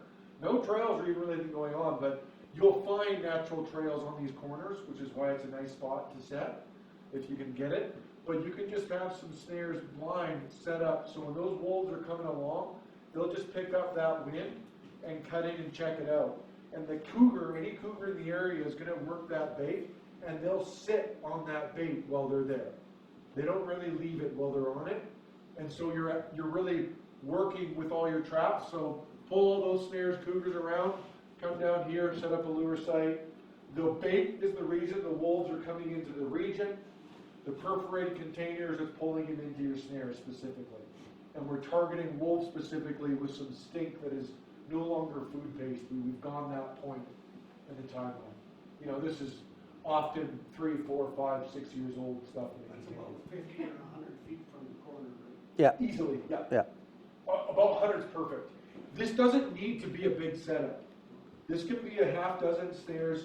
Yeah. The more, like the best is if you have a cutback, especially if it's like a little slope thing, where it's a trail like that. Those are amazing. Because you can just have like a little ring of death in there. And, They often run across from one cut line there to the other. exactly. Yeah, exactly. Yeah. And they love cutting these little corners. So little features like that, if you can find those, they're fantastic. They also naturally like working these. And this is where you got to think like a wolf. Don't just like have a cookie cutter image of what you're looking for and set it. Really think about how they're working the area. If you've got a wind like this, and you've got this cut that goes on for miles and miles and miles, if there's any moose in this area, how they want to hunt that is they're going to split this corner in little pods and pull in, expecting to smell something in here and then approaching in on it. That's a natural maneuver for them. Does that make sense to you? Whereas if you're just kind of willy-nilly along the cut line with some stink, it's a lot harder to control how they're going to come into that, whether they're going to come in and pull off, whether they're going to smell that back here and come in away, or how, whatever it's going to happen, and then you might as well make it another bait station, right? Now we might as well set everything around here. It's a bunch of sets, it's a bunch of work. This style of sort of selective setting, a lot of it is set up around places where you can really control the narrative and the approach. And nothing's coming through here down in like that. Like that's just not how the wolves are going to work that. They're going to come this edge, smell it, and then cut and do a button hook into it. That's just so you want to play it to how they want to work it. Don't pull them out of that natural approach just because it works better for you. You can't pull them out of where they don't want to go, right? Exactly. Well, they just don't like it. No. And wolf, that's one of the hard parts about wolves is a foothold, a set, whatever. It can be a perfect set, but if it's not in the appropriate place, it just won't work. Like no matter what you do, it just won't. To as simple as like, like Ken mentioned yesterday, the height of the pea around a tree or whatever, like little nuanced things like that make a big difference for them. And these are animals who have a set way of doing business because it works and it keeps them alive. And when you don't follow that plan, you die, and they know that. So they're this is how we do things. Sorry. So they're very suspicious. Totally. They've done the same all the time. Totally. And that's where you really don't get caught up on exactly what we show you here. Just take a second, look back, read the land, and really try to look at it like you are a predator working it and hunting it, not just a guy coming up for the weekend and doing some tracking. And the differences are subtle, but the more you can fall into that mindset and really think like, I am a proficient killer who operates with precision. Don't just say it, like believe it to the core. And that's how you want to look at it. So when you're looking at this site, let's say we kind of have some natural corridors that kind of go through like that, maybe fork off like that. They kind of work out, and just through the trees. And when you're standing here looking, you can see those corridors. But when you end up walking in here and start setting, you're going to see options for things to run around all over the place. And you get lost in the sauce. Right? So that's where you need to, before you start, be standing right here, have a look. If I'm a group and I'm coming through quickly and I'm working it, what are the routes I'm taking?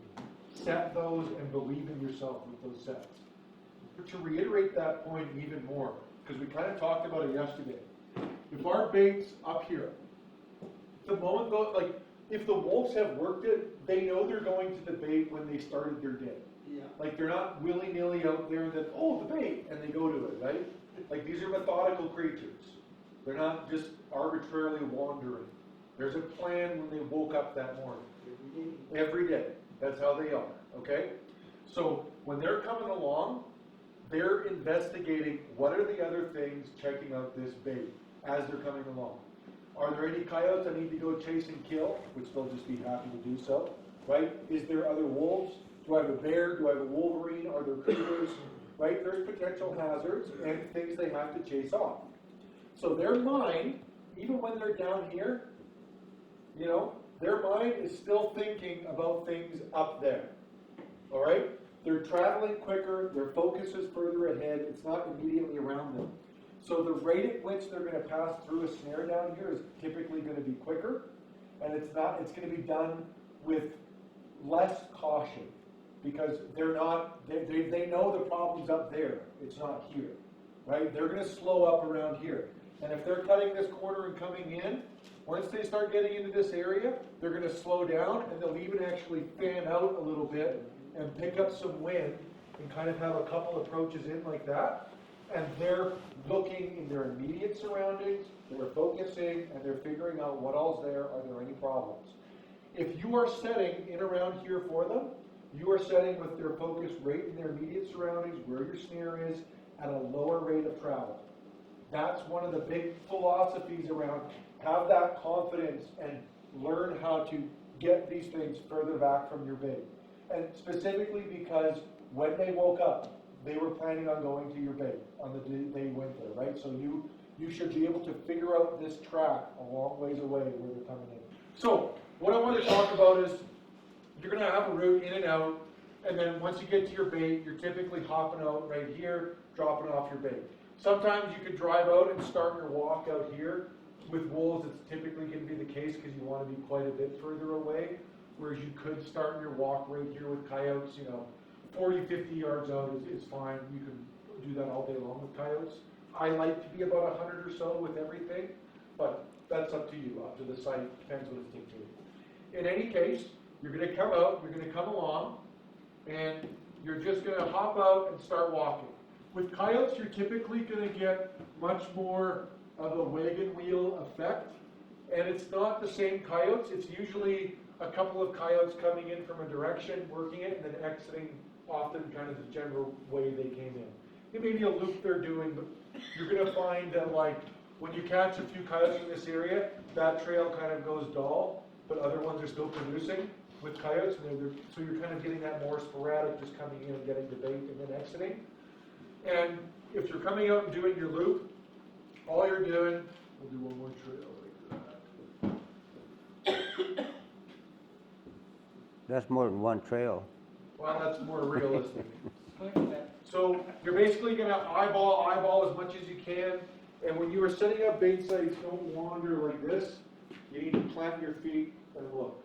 You want to do minimal disturbance, and every time you step, it's just clean, simple steps. Or if you are going to make a trail, make it one they're going to use. Ken talked about even dragging something behind him. You can drag a skimmer, whatever. Keep your feet close together. But if they're individual kind of semi-sloppy steps, when they freeze in, it's all lumpy and awkward for them to run down. They don't like it, but it's obvious disturbance. So either make a clearly designated trail or minimal as much as you can be. One or the other. Don't be in between on that. Okay? When you're coming off, you're looking, you're eyeballing. I've got sets here. I can see some pinch points. I want to try and work in unison. I can see I've got a good triple here, so I'm going to come up, do my set, take a step over, do a set, step over. Don't walk along the trail, cross the trail. They don't really like it when other animals start paralleling their trail. It just kind of off-puts them sometimes. Sometimes they don't care, but you'll see what I mean. Once in a while, it just throws them. And keep going, and you just work your way around. And you just basically do your loop. Just like that. Every one of those gets a flag, and you just do your thing. It's easy business.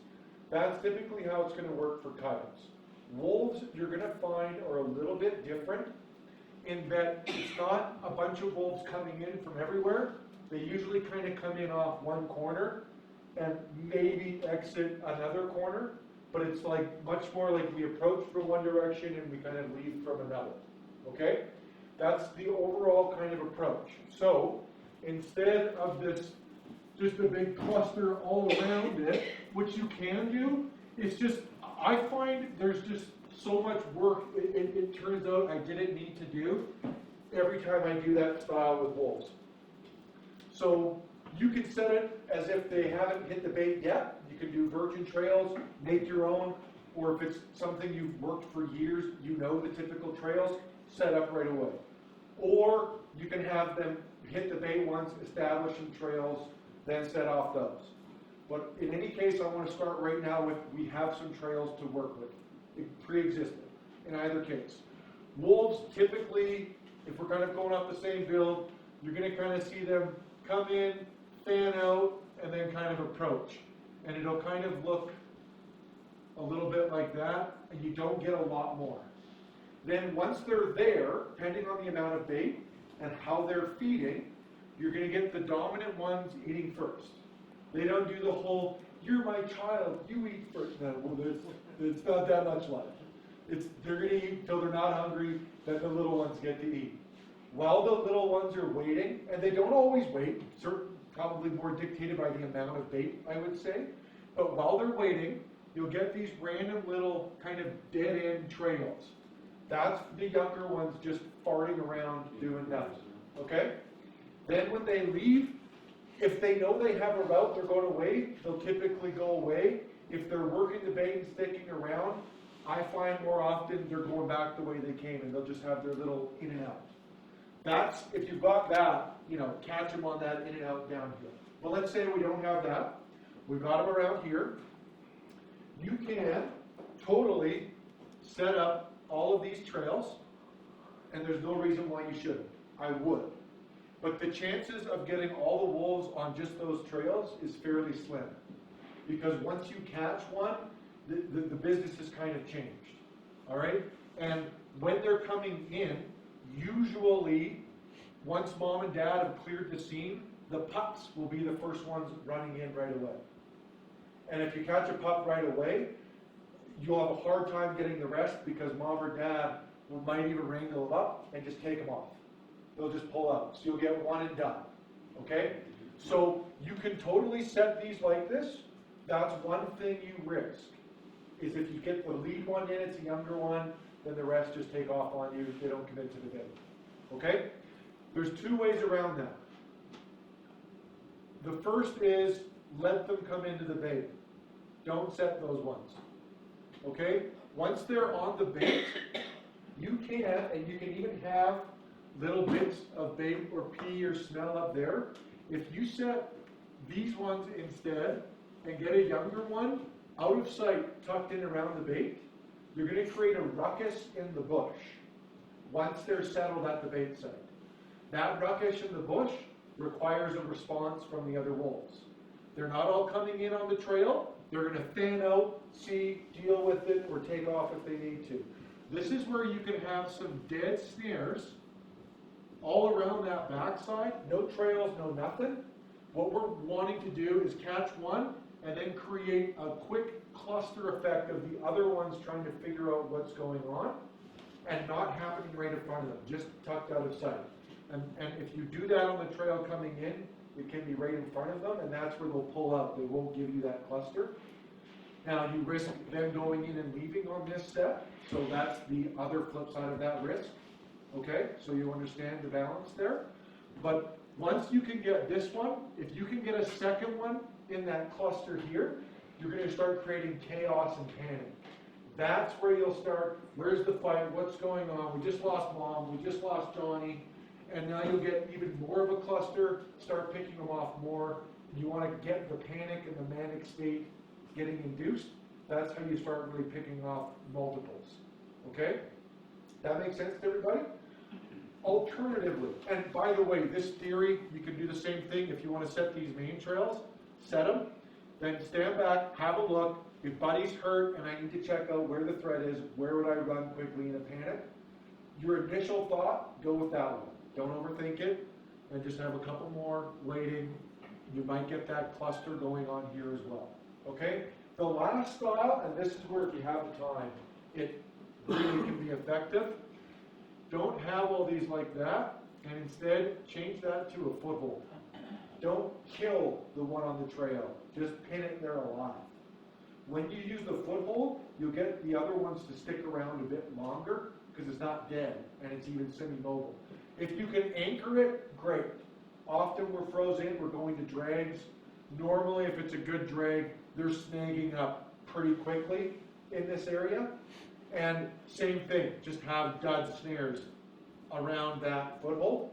Duncan, are you setting this bait up weeks in advance of putting snares out, just so you get those, the trails and get the wolves? We do because we'll also trail cam them for cougars and bears because of where we are trapping specifically.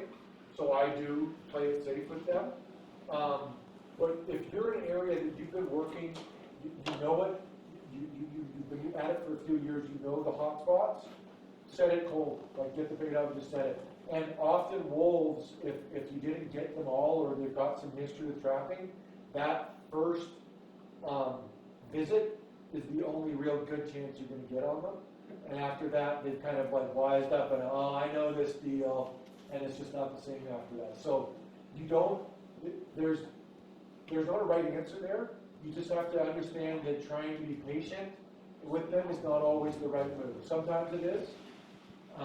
Certainly, you know, in the case if you've got grizzlies, you need to wait for them to go down. And there's no scenario where you snaring a grizzly works out well for you. It just doesn't. It's always bad. So that's why we play that safe.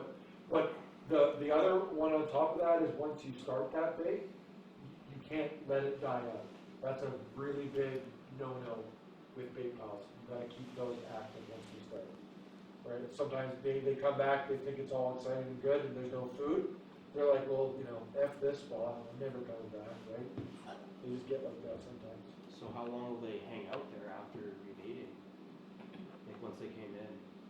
And like they And like ate it and and then consumed you everything. came in and They're gone when the food's gone. Oh, okay. Yeah. So Like they don't hang stay. around there for quite a while if you have lots of bait. They'll, usually you can get them around a few days. Oh, okay. So you'll, like with foot holding, you'll know when they're on the bait site or in the area, get the footholds out. When they're gone, they're nowhere around. There's no point checking footholds every other day because they're at the other end of the line. You'll have an idea, certainly as the years go by, typically what that loop looks like, the timeline, 2 week, 1 month, month and a half loop, whatever it is. Once you're we're getting into that window where they should be showing up here within the next week or so, then I'd start getting some footholds out again in anticipation of that. But there's no sense in having all this work in between, right? And you can also, as they're coming into a bait, feel free to do some footholding down here as well, right? Like you can get them on all the way in. Don't just work at one spot. You can have a couple spots on the way. And even if you do a good job or they don't have a lot of experience, you can pick off 1 or 2 here and have 1 or 2 up here as well. Like if they haven't associated the bait with depth and there's no association here, there's no reason that both aren't still going to operate and work. They might spook and go another direction, totally. But this isn't off the table with trapping down here.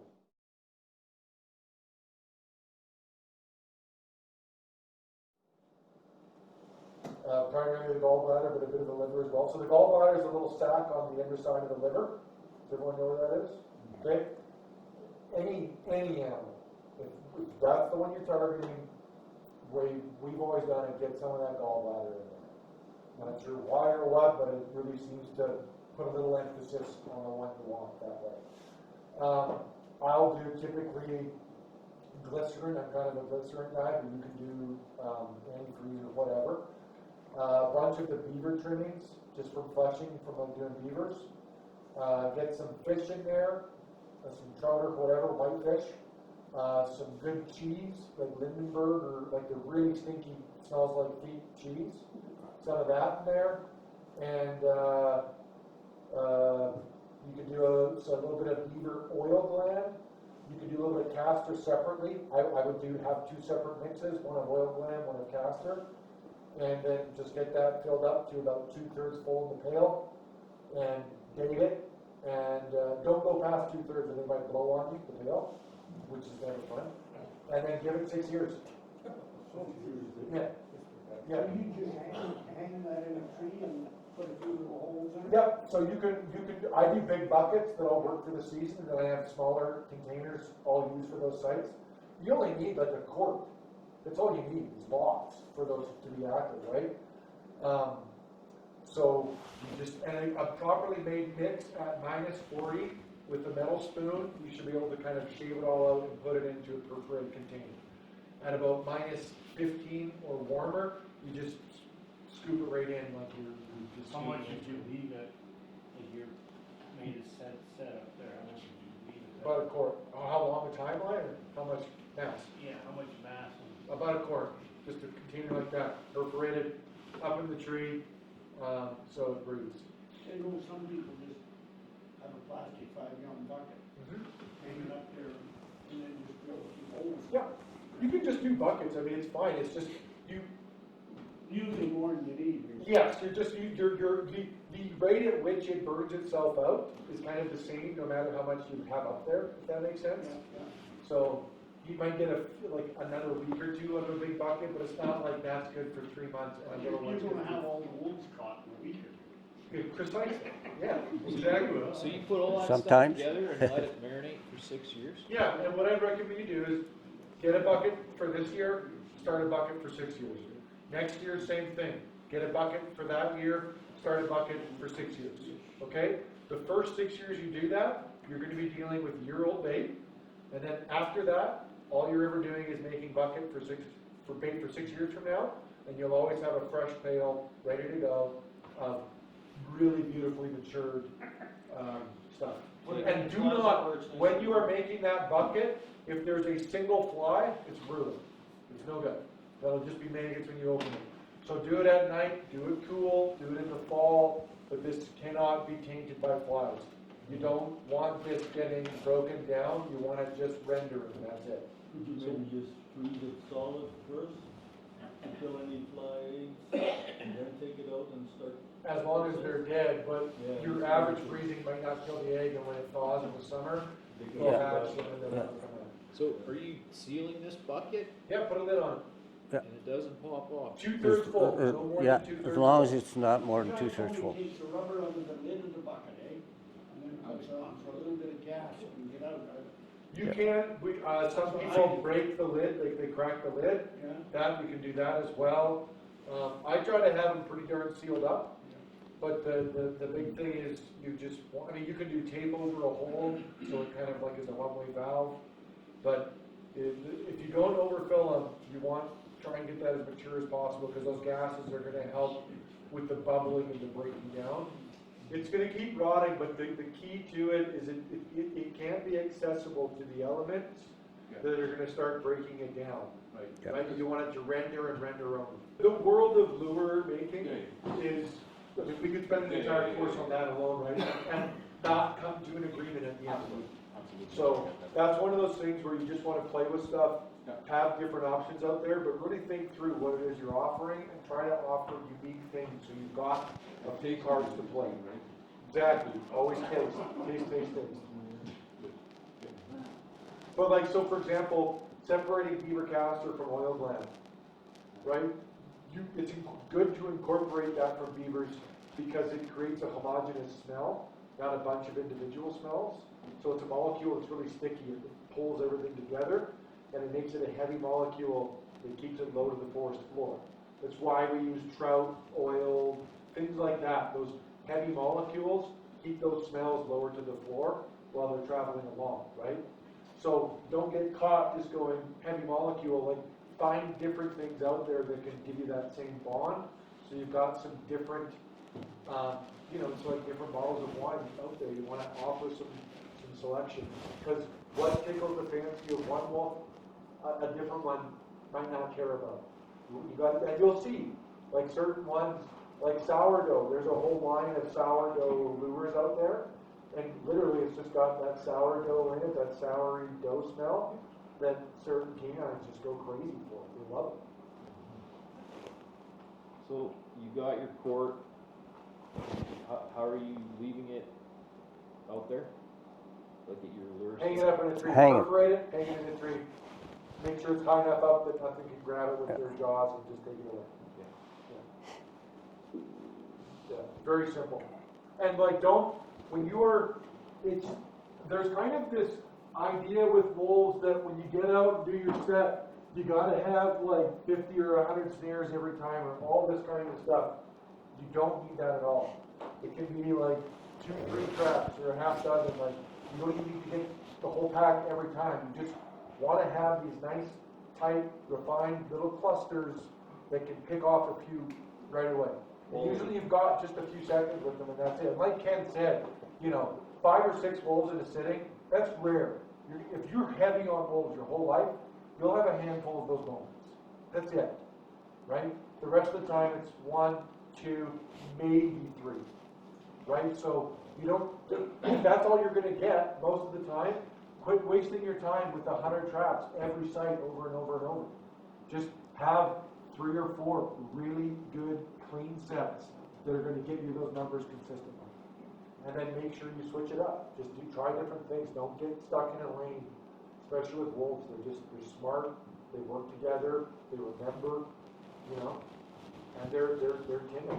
They don't mind being like, nah, screw it. I'm not going to bother with this.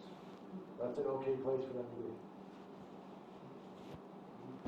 Timeline for footholds is 48 hours? On registered lines, if you're Resident is 24. on resident, so under resident license it's 24, under registered license it's 48. Okay. And a lot of us are likely going to be doing this on ranch land if you don't have an active trap line.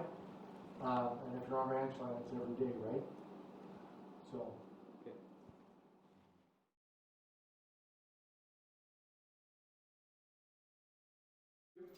The MB750, especially if their foot gets to the offside here, which often they do, these tabs shred their mouth to pieces if they get that around that. And because it's something that hooks on to bite, it's kind of a thing they grab. That's one of the things I really hate about these. And even is it the Bridger, I think, with the big tab coming out? Yeah. When you have the great big tab coming out, you think it's easy to hold on to set. Yeah, it's nice, but there's also something there to get on. And with wolves specifically, on footholds, any big clunky bits coming out anywhere, it's just shredding them out to pieces often. So, low profile, kind of minimal stuff going on. That one's what brand? What are these ones? That's Bob Beer's those are trap. Bob Beers, Yeah. Sorry, Ken. Yeah, no, that's good. So, Bob Beers? yeah. So, Beers. Okay. So, you can see here, I'll just pass that around. This is a 1/8 inch lock, and it's just done in logwood crystal. That's the way I used to do all mine. Now I don't snare anymore. I was just going to show you, just to give you guys an idea, we used to use the 1/8 inch cable all the time. I used to just spray paint them like this here. You can see different colors, and so that makes them really dull and easy to hide. Now, there's different size. If you're going to use a disposable stake for your traps and that, lots of times if you want a gang set for trapping, you want to hold your wolves in the same area, right? If you have a really good spot where there's not a lot of people going and hiking in and stuff like that, that would be perfect. So there's a Berkshire stake that is flat.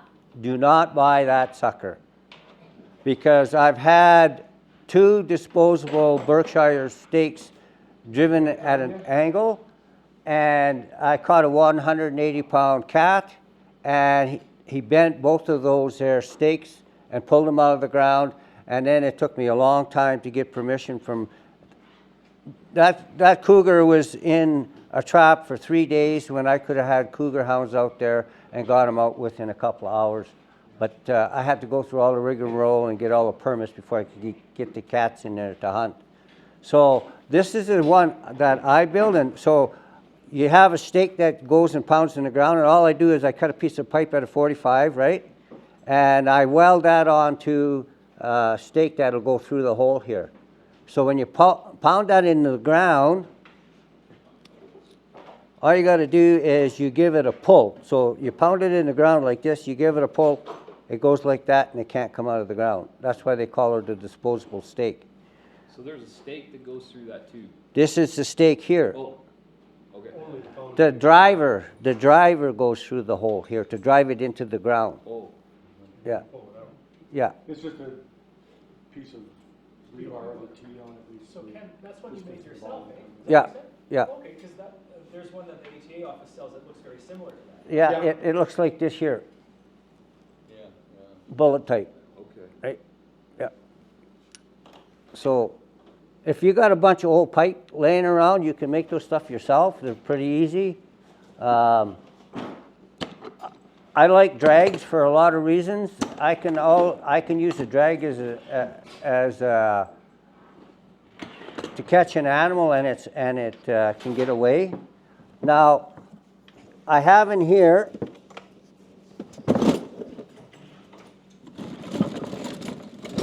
a 750. Well, I see I got a lot of other junk in there. So these wolf traps here, you have to really be careful with them, because you see how the jaws come up, and like Duncan was saying, there's stuff for them to chew on. But not only that, if you dry fire these, sometimes I've had in my class, I've had these springs blow apart. So I don't want you guys to be setting this one. I'll pass it around, but you'll see the size of the pan and everything, how big they are compared to the ones that I use. There's a lot of power in this trap, and I I don't want to see anybody get hit in the face. Which trap is that one? This is brawn, bridger brawn. Yeah. I think that's a 9. Yeah, that's number 9, yeah. There's the Alaska Bridger and then the Bridger Brown, I think, right? Yeah, there's a whole bunch of different bridgers. You can get that certified as a power snare, but I'll tell you, the way wolves can chew cable, I would never use a power snare on a wolf.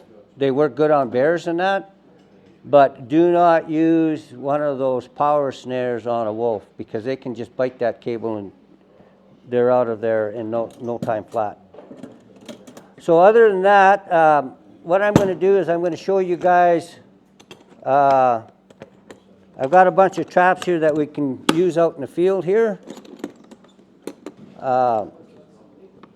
There's a whole pile more that we could show you, but we're going to be running out of time shortly. So we got a bunch of gear here that we can use, but I'm going to show you guys how I set one of these wolf traps and the proper way to handle them. I use Bob Beers without a doubt. That's Just to get you guys to understand too, the trap going around, the size of the pan versus this one here, the reason you want a small pan is the foot is more in the trap when it fires. Big pan, it could be a little toe right on the edge of that pan. Half their foot is not even in the trap yet, and it's already firing. So a small pan, you've got a big foot, they can be half on that. So area to fire is still quite good, but it gets rid of clearly on there, half of it on the jaw, pushing the foot out situation. So there's different types of trap setters, and usually if you got a Bridger, Braun, or whatever, Alaskan number 9 and that, you got to have special setters for them. The setters that I got made here, I got 2 different sets that you can see here. This one here, they get banged around in the classes. So they'll work on all your traps. So you can either have them like this here. This one here will work on this trap, but it might not work on a number 9. But because it can slide up and down, it'll work on all of them. Okay. And this here is a one-handed trap setter that I got my buddy Bob Beers to make for me. So basically what you do is you hook the spring in there, like so.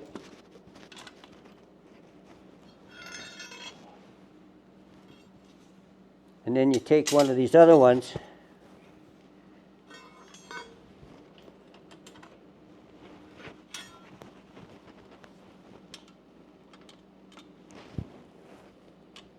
you hook it in that spring, and so then you can just take and pull this down.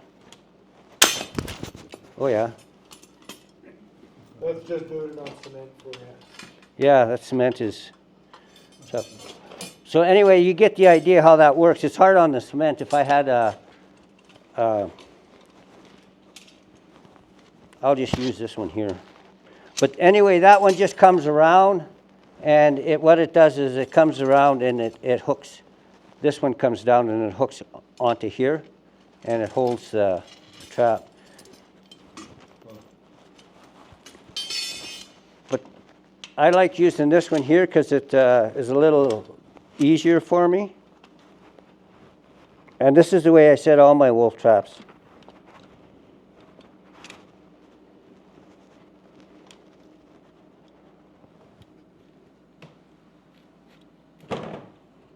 Okay, now you see this is a free jaw, so I push that jaw down, I bring the pan up.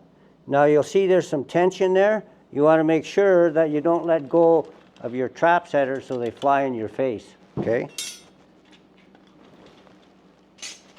And so this is the proper way to handle these things. If you grab them by the springs here and you get your thumb caught in there, this what your thumb might look like. Not that I know anything about that, right? And so while I'm setting that trap, if I set it off to the side like that, if I accidentally hit it, it goes off and I don't get caught, right?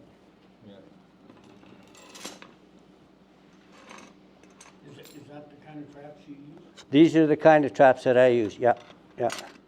So, That's a 750, yeah. no, this is Bob Beers. Oh, Yeah, you'll see it if you look in the trapping magazine. well, they don't have size specifications on them? They do, there's a number with it, but they only, Bob Beers only makes this one size for the whole. Yeah. So when you guys want to set these out there, this is the way to set them safely. Okay.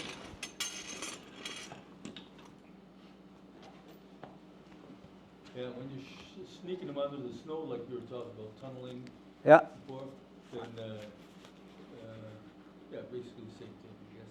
yeah. Just that you have to have that jaw down in order to sneak it in. You want to take that off my hand for me? You did that on He just wants you to see they're meant to catch and hold, purpose. Yeah, not maim. Yeah. yeah. So you can see that if he would have pulled on that chain, there's no way that I would have been able to get my hand out of it. Yeah. And you can see that these here, this trap has been treated, this has been about 4 or 5 years ago. Still good. With that gas-based dye. And I don't know how many students, I've put on at least 15, 20 courses where guys have gone through these with this trap, and it needs to be touched up a little bit, but you can see where they've been banged around. And so if you see them banged around a little bit, and you can see shiny marks on them like that and that, so all you need to do is take and re-dip them. Now, the thing that I wanted to show you guys about the drag, so there's two really good set of trap setters there, this is really important. So you need to have some swivels, okay? The shock absorber's gone off of this one. What I had on them was I was using bed springs. I can't find bed springs anymore. And so you catch a wolf, and unless it was a really big wolf, they wouldn't break and stretch the bed spring out. But if you're catching a real big wolf on it, they'll stretch that bed spring, so I would just replace them. So we have way, way better shock absorbers now that you can buy from the ATA. Yeah, yeah. And yeah. And another thing is, don't buy a swivel like this one here. When I made these things years and years ago, this is the best swivel you could get at that time. I've lost a couple of wolves that I got them back later on, but I lost a couple of wolves on traps because these pulled apart. The new swivels are a crunch-proof swivel, and they're a lot thicker of a swivel.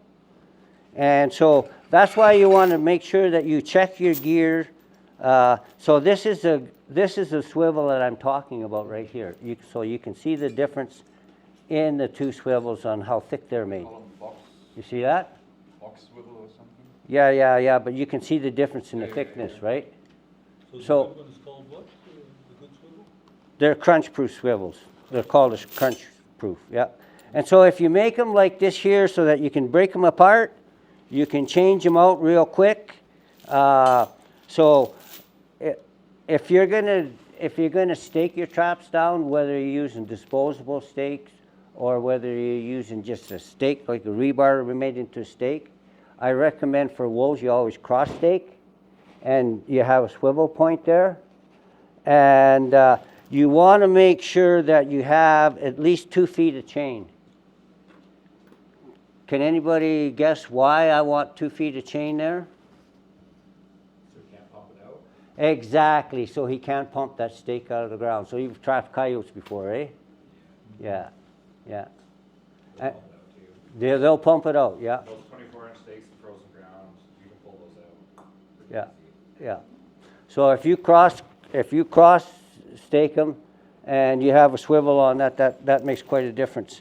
And those disposable stakes, you won't pull them suckers out. If they're put in the ground and it freezes.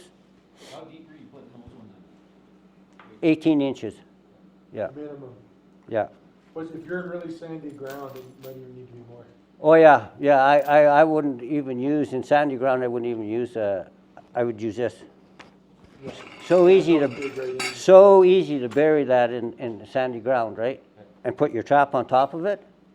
So there's pros and cons to that. On frozen ground, the drag is nice because I don't have to dig and bed everything in. If I want to, if there's a tree around there, I can wrap this here drag around a tree and hook it back in the chain, and it's just like it's anchored, right? So I can wrap that as many times as I want to get him as close to that tree as I want. But if I want to trap that wolf in wide open ground and the ground's froze for 2 feet, 3 feet, like you say, that stakes, you put a stake in the ground and a wolf will pull that stake right up and out and he's gone. Whereas he can pull this and he ain't going to pull it very far and you're going to find him. Use a 3/4 inch, 3-foot rebar.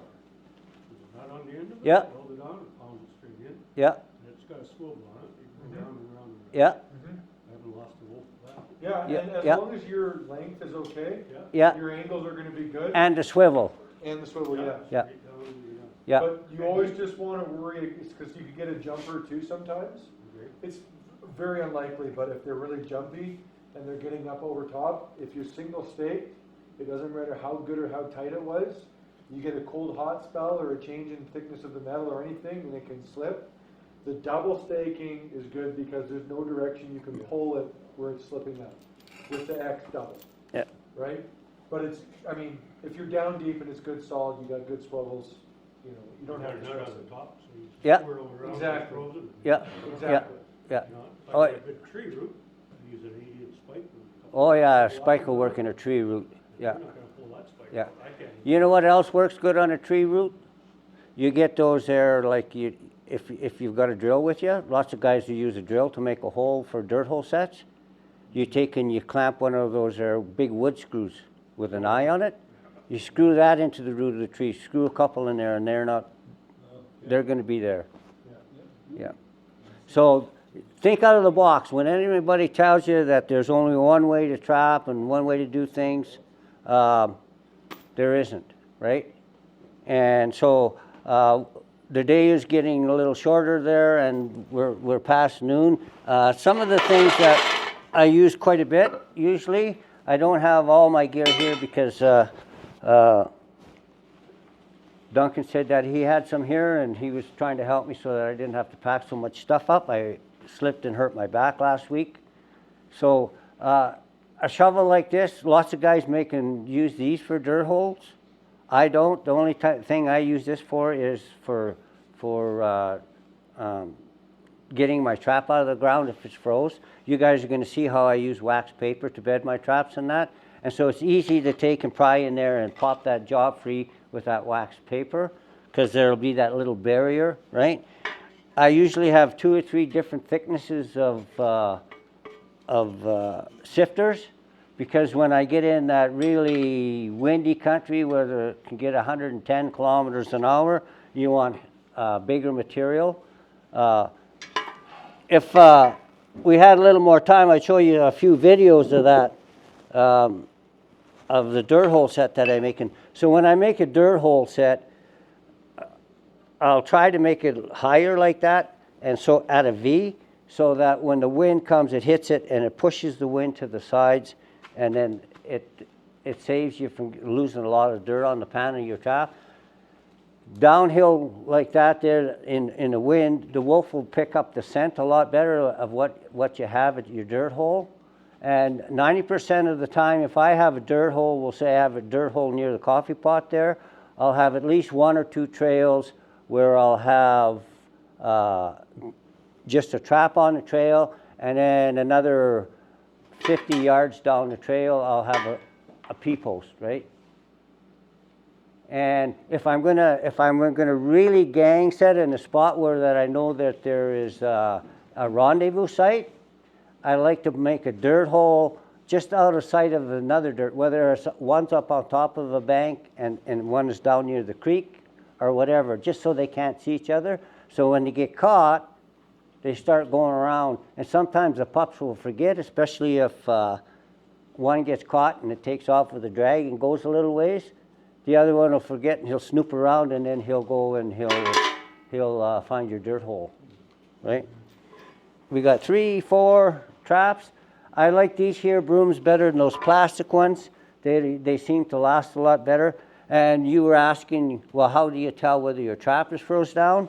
If I can go, another thing I like about the Bob Beer's trap, not this one here, this one is legal because I got him to make a dozen of these here soft catches and he never had them tested.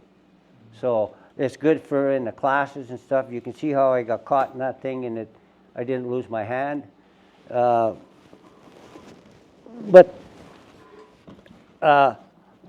this one is legal.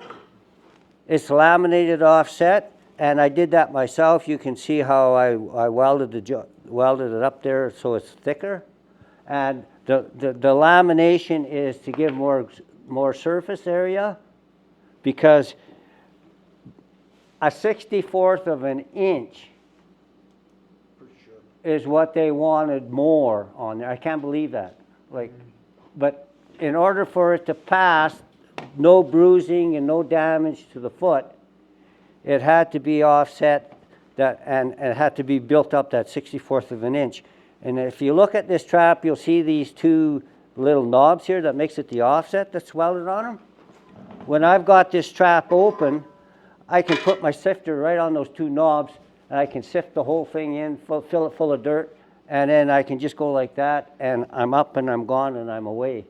Whereas if you try that with the bronze and that, you see that on these traps, the pan sits lower than the jaw, always, by that much, right? And so, yeah. So that's just a few more things that on the trapping end of it. I love leg holding. It's a big challenge.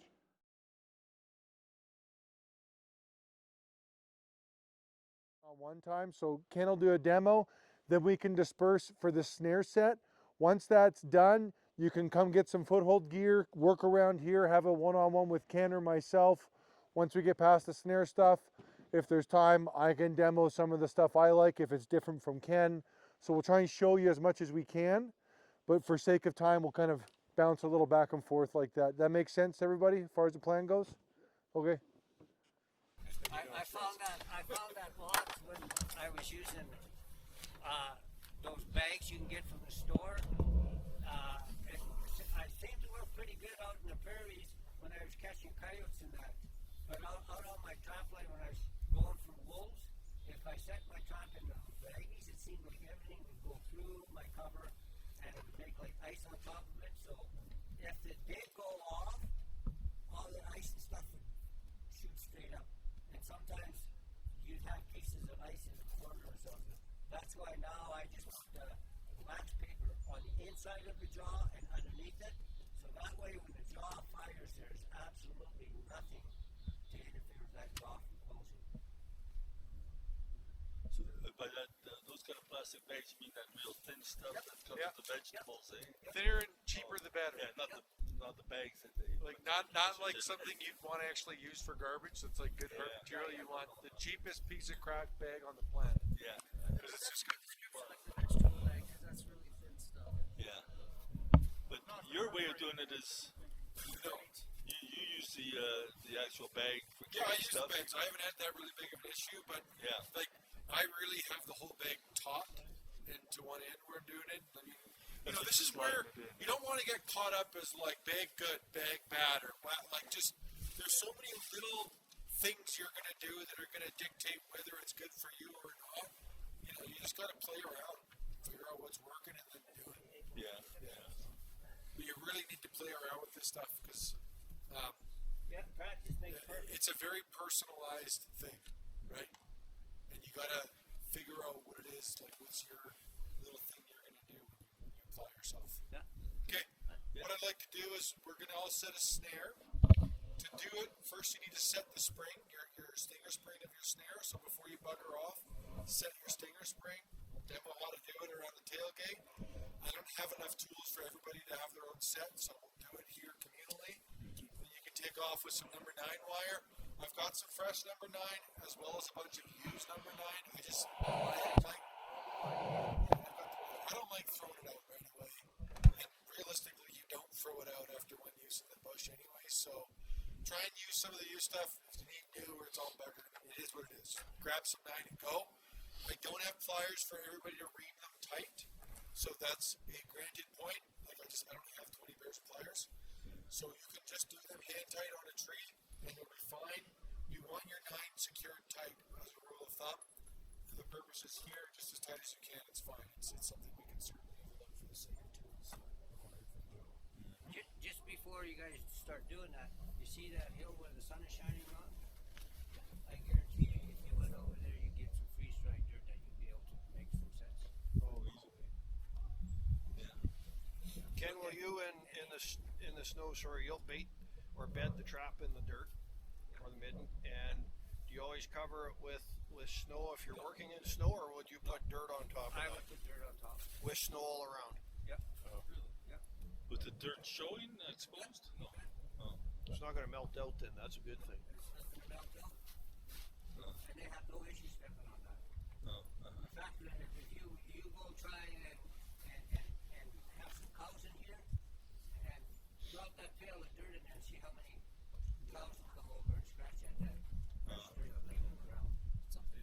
It's curiosity. It's a curiosity thing and Yeah, why is that there? yeah, you betcha. It's eye candy too. If it's a field of white snow, this big thing of black dirt, they'll check that out. Oh yeah, it's something happened, right? Oh yeah. Like somebody buried it. I really think that there's this misconception, particularly around foot holding, about how careful you have to be. It's only certain aspects you have to be careful of. You can't leave your scent right around the trap. And you can go 20, 30 yards away and even have a pee, and it's going to be fine probably, right? It's just the specific area when they show up. If you do the little things right, and other than that, you can be pretty bold. I mean, a lot of trappers further north, you see it less around here, I think, just because of more rocks, but I'm sure Ken, you do this too. They'll use big, punji spikes as foot guides for wolves. And you can read literature on how that's a giant issue. You can't be that bold with it. And it totally works. They're very bullish. They're kind of assertive. They don't mind working it. There's just certain things they don't like. And as long as you don't spook them on those, the rest of it you can really, really play with. When I was catching some wolves there were 75 head of cattle between the Walden. Tom might remember that, between the Walden and the A7 in that area. 75 head of cattle taken in a couple of months. And I caught wolves 6 hours after setting the trap, and they couldn't get what I was doing. I had good leg, one good leg, and like you guys, I could bend over and kneel. And so I had two pieces of plywood that I had marked in red. I would take one piece of plywood and I would set it down, and then the other. Oh yeah, you seen that yesterday. I would walk back and forth. I would set my trap, pick that stuff up, put it back on the quad right to the next set. 6 hours later, I had wolf fire caught wolves. So what was the plywood for, to keep your scent off of the ground? Keep my scent off the ground. You want to keep your traps clean and your dogs clean. It's the rule of association, right? You're never going to get out there and then not figure out you came through. They know that already happened. What you don't want is them associating you being there with this particular thing. As long as you can keep that separated, go be there. They don't mind that. I mean, look at the number of users in the bush all year round. This isn't abnormal. You just don't want to suddenly have them feel like they're being tricked. You guys see that log right there?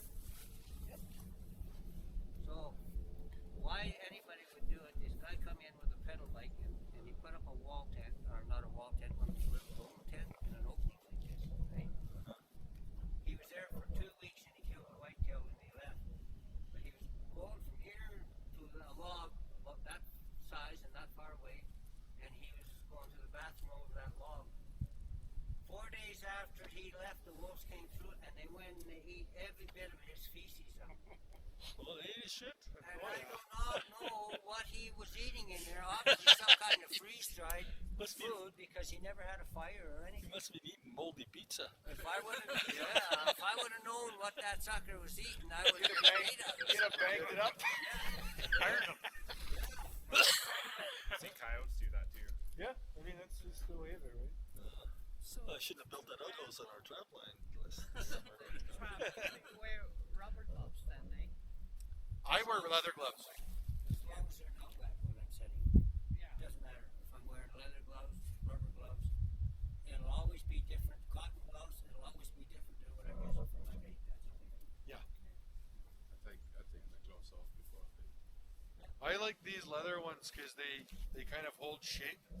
So I have a trap bin and a bait bin right at the top, sitting there. Like the leather ones specifically stay right like that when you put them in.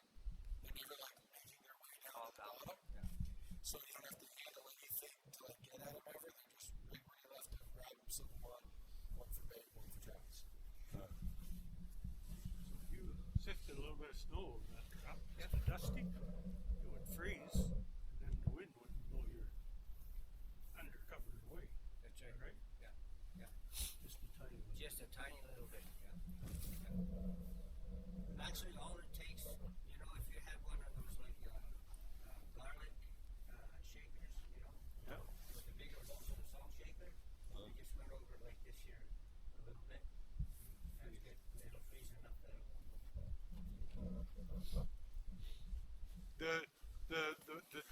The hard part about relying on snow alone is when you get these types of temperatures where it's just not staying consistent. If it's doing a consistent thing, it's really easy to work with. When it's changing on you, it's hard. And that's tricky too because you don't want to overcover with snow, but if it softens up on you like now, then they'll even feel the trap under their feet if you don't have enough coverage, right? It's like this constant battle and blah, blah, blah.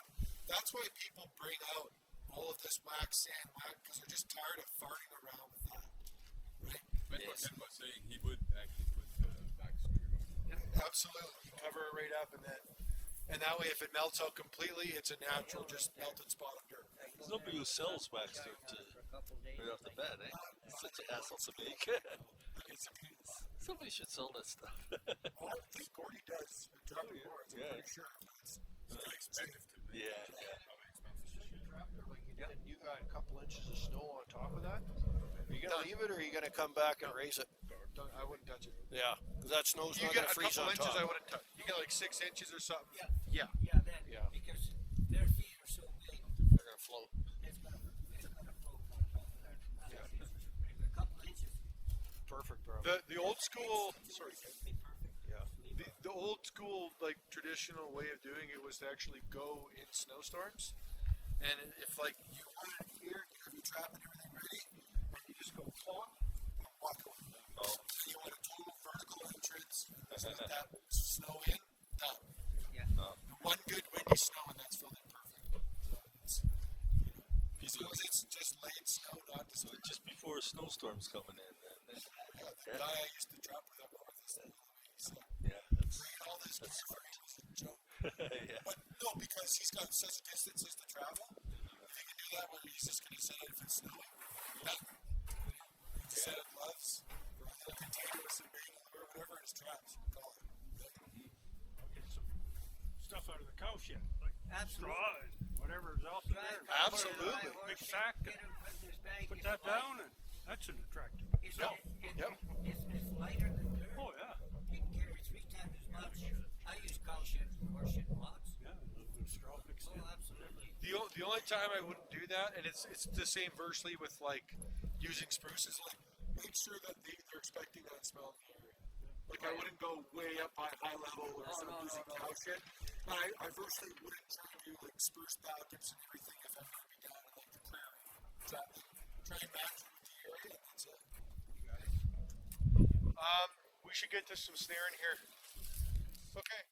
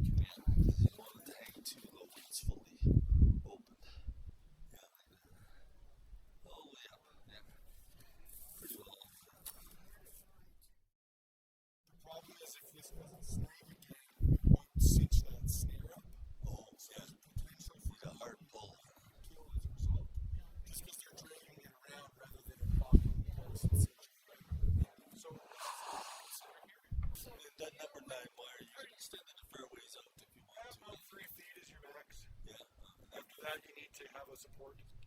So you would almost just put a scent here. I wouldn't, no, not that close. With snare specifically, I like the whatever has been coming through a long ways away. Yeah, your height off the ground is bang on. It's a great height. Loop size and all that is good. But I like the thought process here. But this is like a crowding the plate a little bit. Yeah. And that is a philosophy I try to move away from. Okay. It could be just like that. Well, so for example, this wolf you can also catch across the creek over there. Yeah. You're not limited to right here to catch it. So just find the most optimal place on the whole trail for an anchor point, whatever, not just a obvious pinch point for the animal to come through. Yeah. Right? Then that I think just comes with time more than anything. But it's just something to think about because it's common to look for the pinch. Yeah. But the pinch is not the place to catch them because it kind of pulls their focus in too. Yeah. If you're in the open, there's a lot for them to focus on apart from your travels. Then just keep going. Exactly. They kind of pass through.